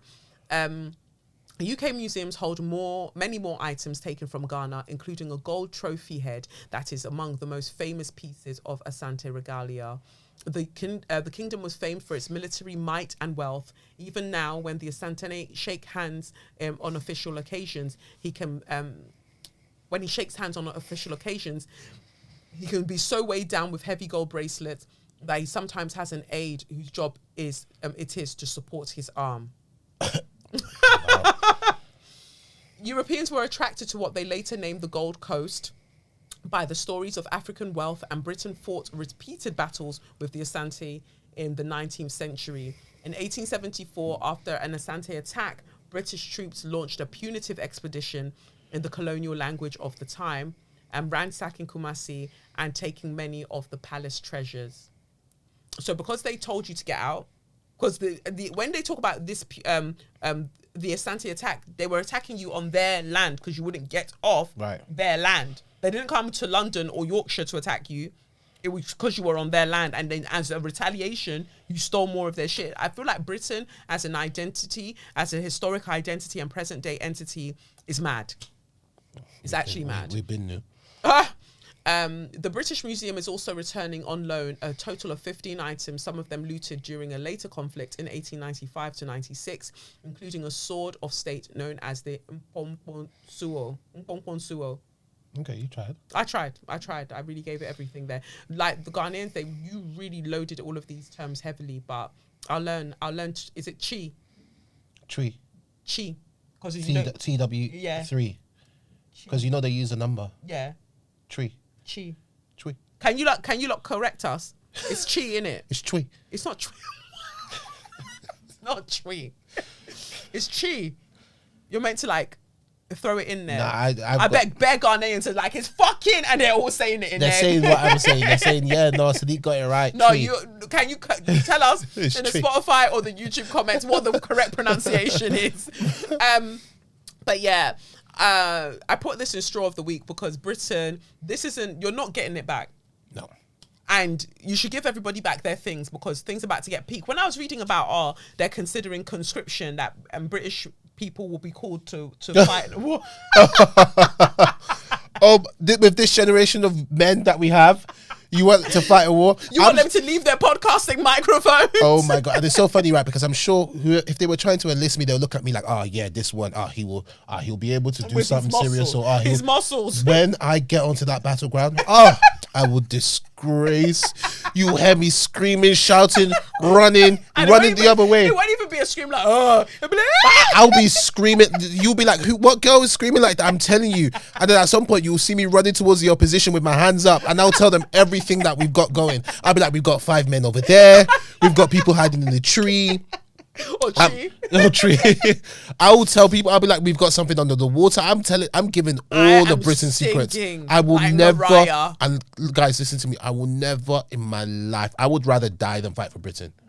No, it's that simple. It is that simple on everything. Seriously, because you're gonna kill me anyway. Right? So I would never, we'll put you ever, through basic ever training just on the off chance. No, I don't even want there to be an off chance. There's no on chance. There's no off chance. No. I'm different to people. I will go through the whole process, literally, and then it's when that battleground that will disgrace you. It's literally when, and then I will just all of a sudden turn my gun, start shooting the British soldiers. They'll be like, "What's happening?"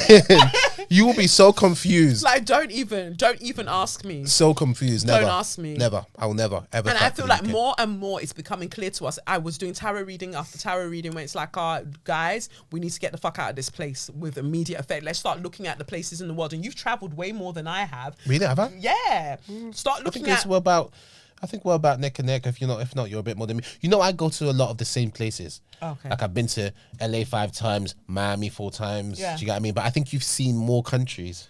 Probably. I am thinking like when you're going on holidays now, book your holidays with intention. Go to places you haven't been before. Go and check it out because you need to start thinking about where you're going to live outside of the UK. I love that. Where you're going to hide. Yeah, because we have to plan. And I keep having visions of Lev being by palm trees and climbing them for coconuts. Like, fam, I'm getting out of here. Getting out of here. Oh, Lev. Because it's getting worse, and it's not. You know that it's a thing because Sweden's talking about it as well for conscription.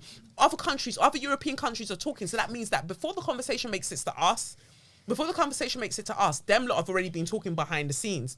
So if they're feeling that there's a real need to start getting it into our minds that this is going to be a thing, it's because it's likely to be a thing. So start gathering your loads. It's Gen Z that will fight for us, boy.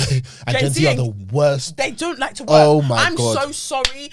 Like, there's one thing as this podcast is coming to a close. What a fantastic final episode, though, right? Yeah, loved it. Kim Kardashian, I want to apologize to you for just only one thing. Nothing else, but one thing.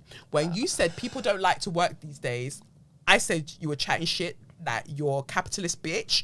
I called you many names. I'm sure I was on the pod at that time. And I think I probably disagreed with you. I was like, no, I actually agree with her. People are damn lazy. And I disagree with the idea that she's not a hard worker. I think that's what I was disagreeing with. People are like, oh, but you've got so many people to work for you. I appreciate that. She does. But I believe Kim's a hard worker. She thinks the things. She knows what she wants done. And you're right. I think she works hard in what she does. Fine. Yeah. She gets up at... You should go read her little thing. She gets up at 4 or 5 a.m. She goes to her office. Look, even if she's just going into her office to sit down. She's still going. I go into my office just to sit down. So I can't try and make out like, I'm never going to make out like I go at that desk. If you see me at that desk and I'm typing bare hard, it's because I'm playing an online game. I'm not doing... I hope your work colleagues don't listen to this. Oh, no, yeah, no, sorry. No, I'm just... I do my job. You guys know I do. I can't believe you said that. I do my job. Because you're the one that will be like, hey. Yeah, no, I know, I do my job, but my thing is, it's funny that when Kim talks about working, we expect back-breaking work from her. No, it doesn't need to be back-breaking. She works. Working is relative. Right. Working is she relative. Works. Some days, when I say that I've worked, I've tweaked some things on my website. You worked. So, right. Other days, I've worked and I've really been out here lifting things, moving things. Working up a sweat. Yeah. So, working up a black sweat. Ooh, I miss you, Prince. Oh, Prince, of course. But yeah, Kim, back to my apology as a Libra son to a Libra son. Yeah, you were right. You were right. As a business owner, I really do feel a type of way that people don't work as hard as I do. Like, I give my all. 100%. Any pussy hair that I have, I lay it down. I lay it down on the work that I do. So I find it fascinating that people can literally be like, oh, it's 5 p.m. I'm not doing anything else. Oh, it's not my day to do any work. I'm not answering any messages. I'm not doing any emails. I'm not. Yep. Fine, you don't do that but I think maybe that's the difference. When you have a business, And it's so funny. You're about to go into one of our iconic lines. You know when she was arguing with Colonial, if you had a business that you were passionate about, you would fucking know. That's what she said. So you literally just. So we are true Libras. And so if there's one thing I can take away from this podcast is that somehow I have something similar to Kim Kardashian. But I feel like if it's your own baby, your own business, you will go hard in the paint for your thing. And it's so frustrating when people work with you or work for you, just seeing their lack of you. I get it. And it's like, there could be an emergency, but it's not an emergency to them because it's not their thing. There you are. So it's you that if will still everything stops working now, they'll just go and apply for another job. Ayele. That's what they say in Yoruba. Ayele. Life is hard. This life is hard. And so, Kim, that's the only thing you will hear me give you an apology for. When you said that, I was immediately irritated because you irritate me. But I've come to realize that you're actually not lying. People don't want to work these days. So Gen Z going to war. Forget about it. Gen Z, that you'll call them to come into work and they'll tell you that they have a workout class at 9 a.m. Yeah. So they can't come to work at 9 a.m. But at the same time, I feel like, do we sound like boomers when they talk about us as millennials? When they're like, oh, you lot don't want to work anyway. I think that what we're seeing is that they have boundaries about what they want to do. Yes. They're like, I'm going to, because this job that you're telling me that is your life, it's not my life. Absolutely. And that's what I agree with. So when I'm talking about Gen Z, it's not shaming them. Yeah. I'm just surprised at their audacity. Yeah, their audacity. But it's necessary, because otherwise, I feel like if they didn't do some of the things they did, we wouldn't set some things in place. Oh, absolutely. But also, because I work for myself, I can't not, because the things that they can just put down, I actually need to do if we're going to get money, because you lot will still send your invoices for me to pay you. Right. And you also need to appreciate that there's some Gen Zers that are going into the workforce having never ever worked 5 days in the office before. Yes. How are you going to try and get them to do that? Yeah. Yeah. How is it going to be possible? So they are really leading the way in terms of changing our working style, and I love it. I feel if there's one thing that I love from the pandemic, Jesus. If there's one thing I love from the pandemic, don't worry guys, I'm from here. I was born here. There's one thing I love about the pandemic is just how the working style has just gone from like super stressed to like a bit more relaxed. Yeah. And it was necessary, and that was the benefit of Saturn and Uranus being in Aquarius, and now Pluto's gone in. Saturn and Aquarius, Saturn and Uranus have obviously left. Saturn went into Pisces, what's it called? Uranus went into Taurus, and it's now stationed direct. So now it can really move mad how it wants to. So I think some people are just going to suddenly be rich overnight. Okay, well, I'm going to claim that.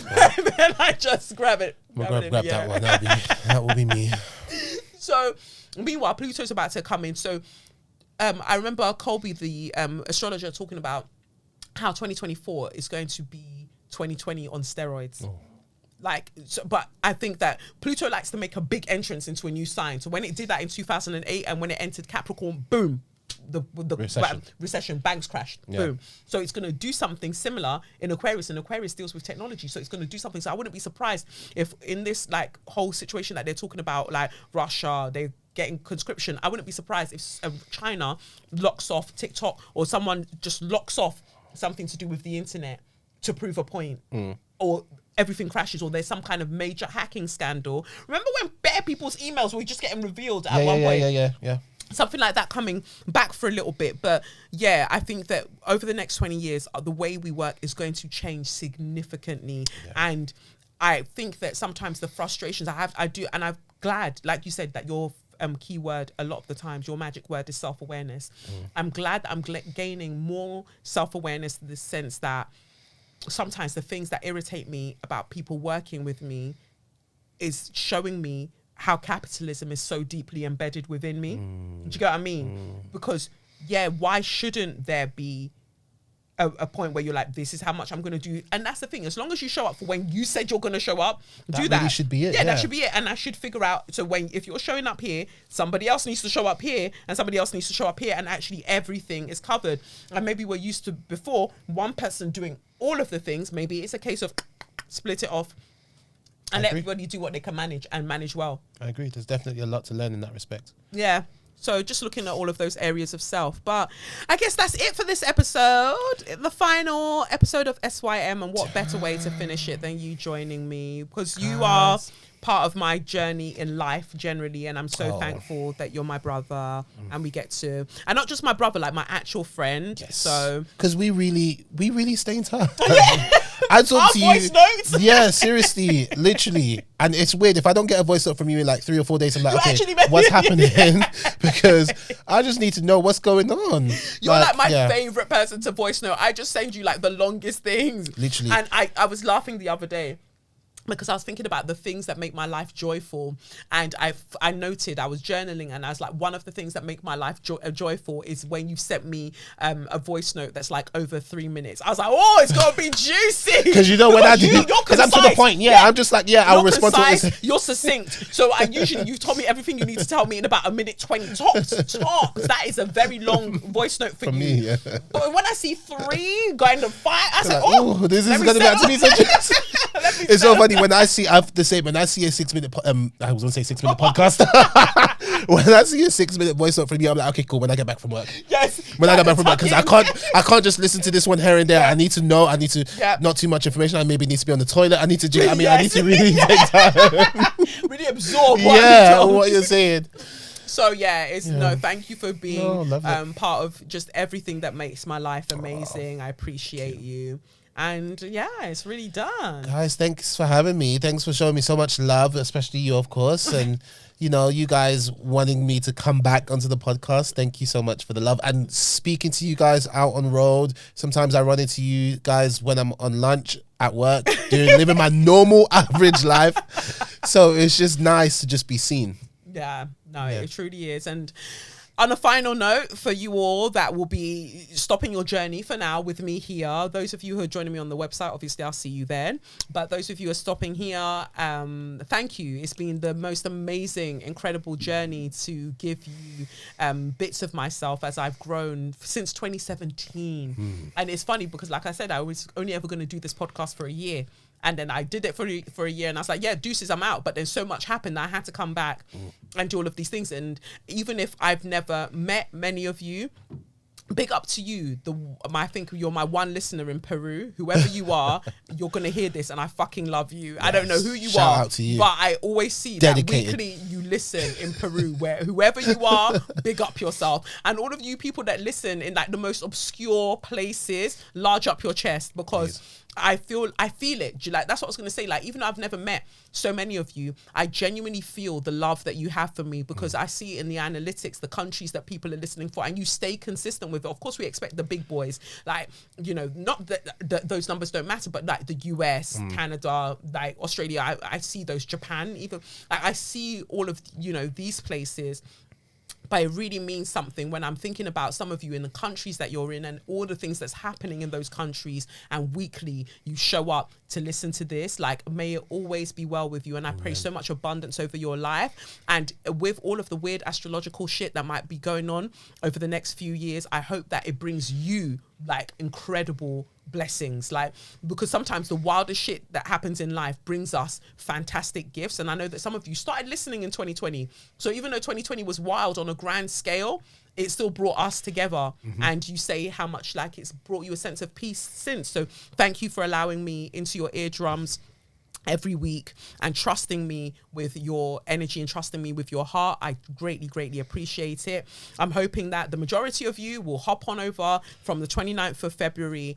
You'll join me on kelechiokafo.com/kaleidoscope. That's KELEIDOSCOPE, Kaleidoscope. That you'll join me there from 29th of February for us to start the next stage of our journey together, because, we family now, but not in a toxic way that workplaces claim that they're your family. They're weird. But I guess that's it. So for those that I'm seeing on the other side, I will catch you on that side, I guess. But I've been Kelechi Okafo. And I have been Sadiq.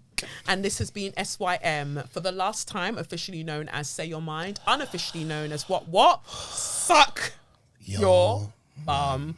And that's that. That is that. So like I said, for those who I'm catching on that side, I'll catch you on that flip side. And for everyone else, peace. Bye, guys. It's the Benz Brunani womanist, baby boys, baby girls, you need to hear this. If you sit down, receive this realness. Make sure your cup's ready for the tea, we are go sip it, yo. Hot time scrolling for your long throats. You might learn something you never know. Collect you fine, and she's one of a kind. Don't say you're mine, say you're mine.